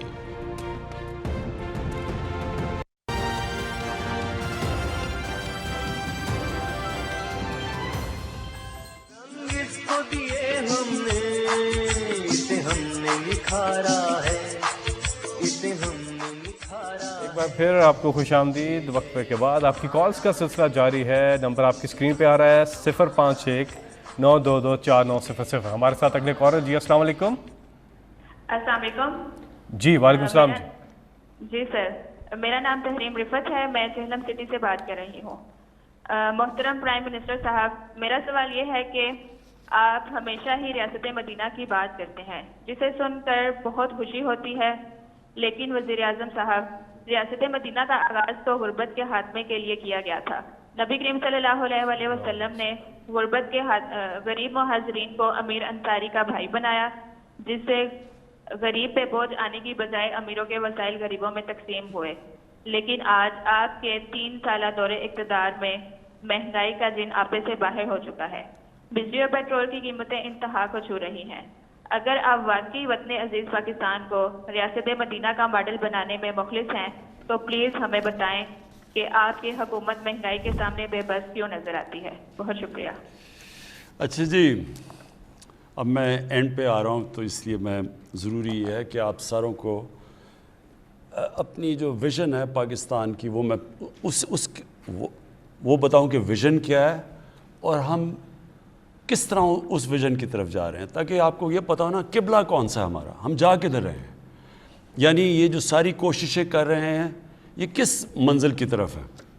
دیکھیں، جب آپ نماز پڑھتے ہیں نا 5 وقت پہ، جب آپ اللہ سے صرف ایک ہی چیز نماز پڑھ کے مانگتے ہیں کہ اللہ ہمیں ان کے راستے پہ لگا جن کو تو نے نعمتیں بخشی ہیں، صرف ایک چیز مانگتے ہیں، یہ یاد رکھیں کہ وہ راستہ ہے، ہم منزل نہیں مانگ رہے، ہم اس راستے پہ چلتے ہیں، کیونکہ وہ راستہ، وہ منزل تو وہ اس پہ جو پہنچے ہیں وہ نبی صلی اللہ علیہ وسلم پہنچے ہیں، وہ تو ہم پہنچ نہیں سکتے، لیکن ہم اگر ان کے راستے پہ بھی چلے گئے تو یہ ملک بالکل ایک عظیم ملک بن جائے گا. یہ بنا تھا اسلامی فلاحی ریاست، یہ اس کا مقصد تھا پاکستان کا بننے کا. اب میں آپ کو بتاؤں کہ وہ راستے کے اندر کون سے اصول ہیں جن کے اوپر وہ مدینہ کی ریاست کھڑی ہوئی تھی، اور ان اصولوں کو ہم کتنا اپنا چکے ہیں. سب سے بڑا اصول یہ تھا کہ فلاحی ریاست بنی تھی غربت کم کرنے کے لیے، نچلے طبقے کو اوپر اٹھانے کے لیے بنی تھی، پہلی دفعہ دنیا کی تاریخ میں. میں پہلے یہ بتاؤں گا، تو پہلا یہ آبجیکٹو تھا. دوسرا، قانون کی بالادستی. 2 خلیفہ وقت، پہلے 4 میں سے 2 خلیفہ وقت عدالت میں گئے، جبکہ ان کا کیا کردار تھا، ان کا کیا سٹیٹس تھا، خلیفہ تھے، اس کے باوجود وہ عدالت میں جا کے کھڑے ہوئے صرف ایک چیز بتانے کے لیے کہ قانون کی حکمرانی ہے، طاقت کی حکمرانی نہیں ہے. تو دوسری چیز یہ کہ کتنی ہماری جد و جہد ادھر کدھر ہے، اس راستے پہ ہم نکلے ہیں یا نہیں نکلے. اور تیسری کہ جب لا الہ الا اللہ ایک انسان پڑھ لیتا ہے تو پھر کسی اور انسان یا کسی کے سامنے جھکنا شرک ہوتا ہے. لا الہ الا اللہ ایک انسان کو آزاد کر دیتا ہے، یہ بے شرمی سے، بے غیرتی سے، ہاتھ پھیلانے سے. ایک لا الہ الا اللہ ایک چھوٹے سے انسان کو بڑا انسان بنا دیتا ہے، ایک خوددار قوم. اور یہ 3 پرنسپلز پہ کھڑی ہوئی تھی مدینہ کی ریاست. جب ہمارے نبی صلی اللہ علیہ وسلم نے خط بھیجے پرشین ایمپرر کو، ایک سپر پاور، دوسری طرف رومن ایمپرر، بیزنٹائن ایمپرر ہرکلیس، اس کو جب خط بھیجا تو انہوں نے امداد مانگنے کے لیے نہیں بھیجا. انہوں نے یہ نہیں کہا ہمیں قرضے دے دو یا ہمیں ایڈ دے دو، ہمارے حالات بڑے برے، اور برے حالات تھے مسلمانوں کے. جو ابھی آپ نے سوال پوچھا، آپ نے ایک چیز 3 سال کی ابھی بات کی نا، آپ اگر تاریخ اٹھا کے پہلے 5 سال دیکھ لیں مدینہ کی ریاست کے، تو برے حالات تھے مسلمانوں کے. وہ دنیا کے عظیم ترین لیڈر بھی تھے، لیکن ایک دم حالات ٹھیک نہیں ہوئے. وہ اس راستے پہ لگے جس کی وجہ سے حالات ٹھیک ہوئے. وہ راستہ جو انہوں نے دکھایا، جو اصولوں پہ کھڑی کی، ان اصولوں نے ایک جن کی کوئی حیثیت ہی نہیں تھی عربوں کی، ان کو دنیا کی امامت کروا دی. تو پہلے تو آپ کو سمجھنا ہے کہ کیا ہم ان اصولوں پہ چلنے کی کوشش کر رہے ہیں یا نہیں کر رہے. کیا اس ملک کے اندر ہم اپنے کمزور طبقے کے لیے وہ قدم اٹھا رہے ہیں؟ کبھی پاکستان میں کسی نے سوچا تھا کہ ہیلتھ کارڈ جن صوبوں میں ہماری حکومت ہے، پختونخوا، پنجاب، آزاد کشمیر میں اب، اور گلگت بلتستان، ان سارے صوبوں میں جدھر ہماری حکومت ہے وہاں پوری طرح ہم ہر شہری کو ہیلتھ کارڈ دے رہے ہیں، ہیلتھ انشورنس. یہ اتنی بڑی چینج ہے کہ کوئی سوچ، یہ ہمارے سے امیر ترین ملکوں کے اندر بھی یہ سہولت نہیں ہے. یعنی ایک خاندان کے پاس ہیلتھ انشورنس 10 لاکھ روپے تک اس خاندان میں اپنا علاج کروا سکتے ہیں. یہ ایک انقلاب ہے. یہ ابھی تک لوگوں کو پوری طرح پتہ نہیں چلا کہ یہ کتنا بڑا ہم نے قدم اٹھایا ہے. تو یہ اسی طرف جا رہے ہیں فلاحی ریاست پہ. پھر پناہ گاہ، ہم نے جو پناہ گاہ بنا رہے ہیں یہ غریب مزدوروں کے لیے، جو بیچارہ سارا دن محنت کرتا ہے، وہ ہم چاہتے ہیں کہ وہ اس کو کھانا پینا بھی وہاں ملے، سوئے بھی وہاں، نہائے دھوئے بھی وہاں، مزدوری کرے، اور جو مزدوری سے پیسہ اٹھائے اپنی بیوی بچوں کو بھیج سکے. یہ پناہ گاہ میں ابھی ہم اضافہ کر رہے ہیں. میں ابھی آپ کو بتا دوں کہ ہم نے ابھی تک کتنی پناہ گاہ بنا چکے ہیں آپ کے پاس. ہم اب تک 22 پناہ گاہ بنا چکے ہیں شہروں کے اندر, اور 11 اور بننے والی ہیں, اور انشاءاللہ یہ ہم پھر پھیلاتے جائیں گے جدھر جدھر مزدور کام کرتے ہیں ان کے لیے رہنے کے لیے. یہ میں سمجھتا ہوں کہ اگر ہمیں جانے تک, اگر ہم ابھی 33 ہماری بنیں گی, اگر ہم یہ سارے شہروں کے اندر جدھر مزدور کام کرتے ہیں وہاں اگر ہم پناہ گاہ بنا گئے, میں اس کو اپنی بہت بڑی اچیومنٹ سمجھوں گا. کیونکہ امیر ملکوں کے اندر بھی ایسا نہیں ہے, وہاں بھی اب امریکہ کے اندر بھی سڑکوں پہ رات کئی جگہ ان کے پاس چھت نہیں ہوتی, سوتے ہیں, جو سب سے دنیا کا امیر ملک ہے. میں یہ چاہتا ہوں کہ پاکستان میں کبھی نہ ہو کہ ہمارے لوگ, ہمارا مزدور بیچارہ سڑکوں پہ سوئے. تو اس کے لیے پناہ گاہ بنا رہے ہیں. پھر ہم ایک بھوکا نہ سوئے, ہم ہم نے بسز شروع کی ہیں, اور ان کا ابھی تک ہمارے 12 بسز ہیں, یہ پھرتی ہیں. یہ 4 شہروں کے اندر ابھی ہم لے کے آئے ہیں. یہ ٹرک ہیں, کیونکہ ایکسپیریمنٹ ابھی کر رہے ہیں کہ پہلے ہم نے تھوڑے سے پناہ گاہ بنائے, ان کو پھر ہم نے بہتر کیا, ان کی سٹینڈرڈ, ان کے SOPs بنائے, اب ہم ان کو پھیلائیں گے. اسی طرح ہم نے پہلے ایکسپیریمنٹ کیا, ہماری بس جاتی ہے غریب علاقوں میں, لوگوں کو کھانا دیتی ہے. اب ہم یہ بسز بڑھاتے جائیں گے. ابھی ہمارے پاس 12 بسز ہیں. ہمارا ہے کہ اگلے 6 مہینے میں 50 ٹرک ہمارے جائیں غریب علاقوں کے اندر, اور انشاءاللہ اس کو مزید بڑھاتے جائیں گے. اچھا جی, اس کے علاوہ جو اب ہم کرنے جا رہے ہیں وہ ہے کامیاب پاکستان. اب یہ میرا سب سے بڑا پروگرام آنے والا ہے. کامیاب پاکستان کے اندر کیا ہوگا کہ جتنے 40% جو ہمارے خاندان ہیں جو نچلے طبقے میں ہیں, ان کے لیے ایک گھر کے اندر ایک کو ٹیکنیکل ایجوکیشن ملے گا, سارے گھر کو ہیلتھ کارڈ ملے گا تاکہ وہ ان کا علاج ہو جائے. ایک ہم ان کو مائکرو فائنانس سے اپنا گھر بنا کے ان کو قرضہ لے کے دے رہے ہیں. یہ مائکرو فائنانس کمپنیز ہیں, وہ کیا کریں گی کہ اگر میں اپنا گھر بنانا چاہوں تو ان کو پہلی دفعہ پاکستان کی تاریخ میں فائنانس ملے گا. مائکرو فائنانس سے قرضے دلوائیں گے تاکہ وہ جو قسطیں دیتے ہیں اپنے کسی کرائے کے گھر میں رہنے کے لیے, وہی قسطیں دے کے ان کو اپنا گھر ہو جائے. یہ پاکستان کے اندر پہلی دفعہ چیز ہوگی, اور ساتھ پھر ہیلتھ کارڈ ملے گا.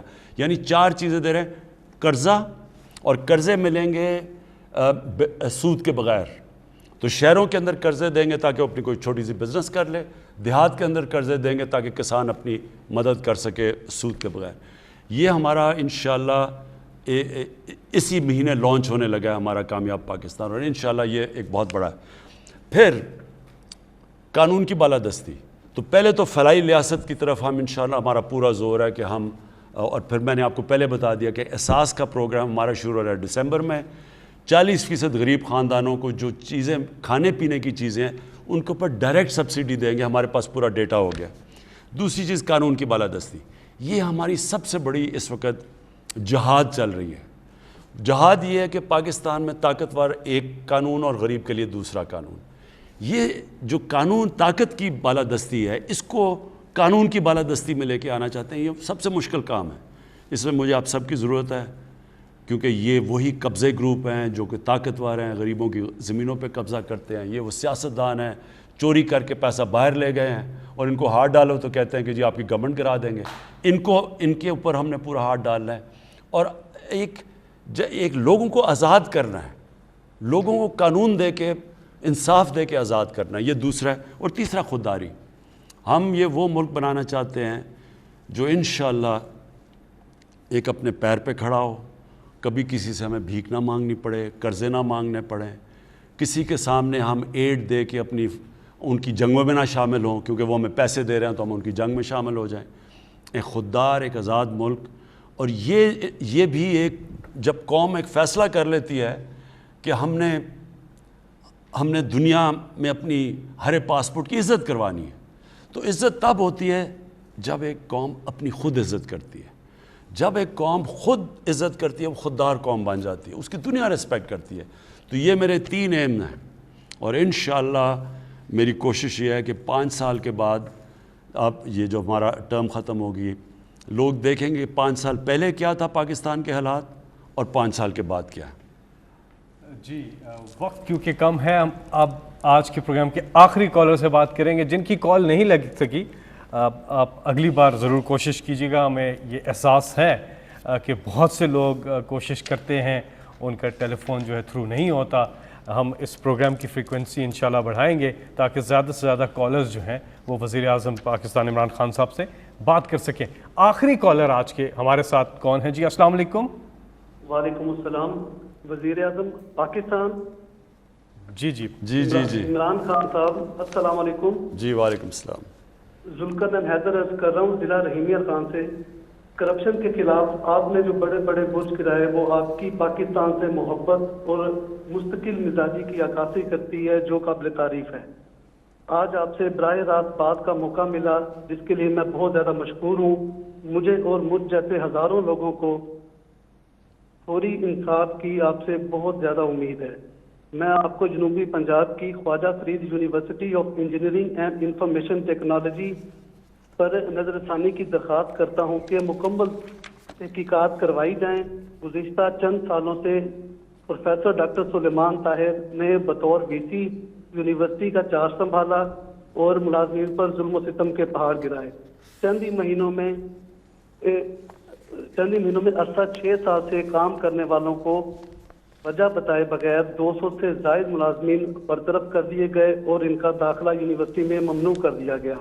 آواز اٹھانے پر ہمیں سنگین قسم کی دھمکیاں دی گئی جس پر اوکے میں اس کا تحقیقات کریں گے ہم کہ کیا اس کی حقائق اور گورنمنٹ پنجاب سے بات بھی کریں گے. میں آخر میں صرف ایک چیز کہنا چاہتا ہوں. دیکھیں ہمارے لیے سب سے بڑا جو مسئلہ ہے نا جو میرے لیے حکومت کے لیے تکلیف دے رہا ہے وہ جو مہنگائی ہے. اب مہنگائی کئی وجوہات سے ہیں. ایک ہے کہ آپ کی امپورٹس، جب آپ چیزیں امپورٹ کرتے ہیں کھانے پینے کی چیزیں، تو جب ہمارا پریشر پڑا اور روپیہ نیچے آیا تو اور روپیہ کیوں نیچے آیا؟ کیونکہ ہمارے پاس اتنا بڑا خسارہ کر کے چھوڑ کے چلے گئے جس کو کرنٹ اکاؤنٹ کہتے ہیں، یعنی ڈالرز ہمارے کم ہو گئے ملک میں، اس کی وجہ سے روپے گر گیا، ڈالر کی قیمت اوپر چلی گئی، ساری چیزیں مہنگی ہو گئیں. ایک تو وہ ہے. دوسرا ہمارا مسئلہ یہ ہے کہ ہمارے ملک میں بدقسمتی سے جو کسان چیزیں پروڈیوس کرتا ہے اور وہ جو بکتی ہیں آ کے شہروں میں ریٹیل میں، اس میں بہت بڑا فرق ہے. اب اس کو ہم کم کرنے کے لیے تاکہ کسان کو بھی زیادہ پیسہ ملے اور لوگوں کے لیے بھی سستی چیزیں، اس کے لیے ہم سٹوریج 800 نئی سٹوریج بنا رہے ہیں. کیونکہ کسان کے پاس اگر سٹوریج ہو جائے تو پھر اس کو جلدی جلدی اپنا سامان نہیں بیچنا پڑتا. اور پھر اس کو اگر ہم کریڈٹ دے دیں، کسان کارڈ لے کے آ رہے ہیں تاکہ اس کے پاس قرضہ بھی آ جائے تاکہ وہ آرتی کے پاس نہ جائے اور پھر اس کی بھی چیز مہنگی بکے اور لوگوں کے لیے بھی سستی ہو، تو اس کے اوپر ہم پورا کام کر رہے ہیں. لیکن میں اس کے باوجود آپ کو کہنا چاہتا ہوں، یہ میرے پاس ٹیبل ہے، دنیا میں جتنے بھی ملک ہیں آج اس کی پوری لسٹ میرے پاس ہے. اس میں آپ یقین کریں کہ آج جو سب سے سستا ملک دنیا میں وہ کون سا ملک ہے؟ وہ آپ کا پاکستان ہے. اس وقت ہمارا ملک دنیا میں سب سے سستا ہے رہنے کے لیے. ہمارے سے اوپر ہے افغانستان، پھر ہندوستان، پھر سیریا، پھر ٹونیزیا، ازبیکستان، وینزویلا. یعنی ہم ان سارے ملکوں میں سے، یہ پوری میری لسٹ ہے، ان میں سے آج بھی پاکستان سب سے سستا ہے. پٹرول بدقسمتی سے لوگ ہمیں قیمت بڑھانی پڑتی ہے. قیمت کیوں بڑھانی پڑتی ہے؟ کیونکہ باہر تیل بڑی تیزی سے مہنگا ہو گیا. پتہ نہیں کتنا 6 مہینے میں کدھر سے کدھر پہنچ گیا تیل. 47% بڑھا ہے تیل دنیا میں. تو ہم کیونکہ امپورٹ کرتے ہیں تو ہمیں بھی بڑھانا پڑتا ہے. تو دنیا میں 47% بڑھا ہے، پاکستان میں 11% بڑھا ہے صرف. آج سارے ملکوں میں سے جدھر جو تیل امپورٹ کرتے ہیں سب سے سستا پیٹرول اور ڈیزل پاکستان میں ہے. صرف جو 27 ملک جنہوں میں ہمارے سے زیادہ سستا ہے وہ خود ان کے ملک میں تیل ہے، ان کو امپورٹ نہیں کرنا پڑتا. تو جو امپورٹ کرتے ہیں ملک جس طرح پاکستان ہے، ہم دنیا میں آج سب سے سستا پیٹرول اور ڈیزل ہمارے ملک میں. کہنے کی یہ کوشش کر رہا ہوں کہ ہم جدوجہد کر رہے ہیں قیمتیں نیچے لانے کے لیے. یعنی یہ ہمارا سارا وقت ہر ہفتے میٹنگ ہوتی ہے کہ کیسے ہم نے روکنا ہے، لوگوں کے لیے آسانیاں پیدا کرنی ہے. اور آخری بات یہ کہنا چاہتا ہوں کہ جو تنخواہ دار طبقہ ہے اس کو تو واقعی ہٹ ہوئی ہے کہ اگر آپ کی تنخواہیں ہیں تو جب چیزیں اوپر گئی ہیں تنخواہ دار طبقے کے لیے مشکل وقت ہے، اور ان کے لیے ہم نے ابھی سیلری ان کی انکریز کی ہے، بڑھائی ہے اس باری۔ لیکن جو باقی کسان ہیں دیہات میں، ادھر تو 1100 ارب روپیہ پہلی دفعہ مزید اضافی کسانوں کے پاس کیا ہے۔ کبھی پاکستان کی تاریخ میں اتنا زیادہ پیسہ کسانوں کے پاس نہیں گیا، کیونکہ کبھی گندم کی یہ ریٹ نہیں ملی، کبھی گنے کا یہ ریٹ نہیں ملا، کبھی مکئی کا یہ ریٹ نہیں ملا۔ تو یہ جو ریٹ جو اضافی پیسہ گیا ہے، ایک تو وہاں ان کے انکم بڑھی ہے، دوسرا اس وقت انڈسٹری کے اندر جس طرح کا اس وقت پیسہ ٹیکسٹائل انڈسٹری میں بن رہا ہے یا انڈسٹریز بنا رہی ہیں، مجھے لوگوں نے کہا کہ انہوں نے کبھی اتنا زیادہ پیسہ نہیں بنایا۔ کنسٹرکشن کے اندر جس طرح کی اس وقت آج پیسہ بن رہا ہے کنسٹرکشن کے اندر، جو آج زمین کی قیمتیں چلے گئی ہیں پلاٹس کی اور گھروں کی، یہ بھی کبھی کسی کے پاس اتنا پیسہ نہیں آیا۔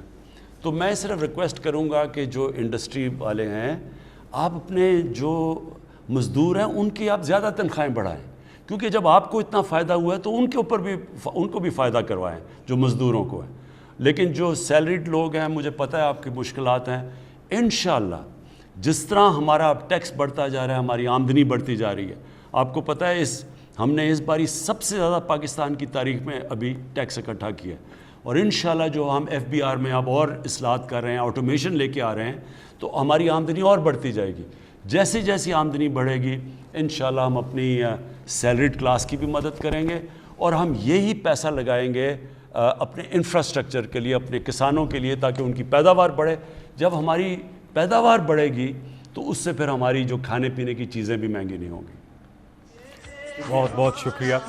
آپ یہ نمبر نوٹ کر لیں سٹیزن پورٹل کا 051900111 آپ اپنی شکایات اس پہ بھی درج کر سکتے ہیں۔ پھر کبھی آپ سے ملاقات ہوگی۔ بہت بہت شکریہ۔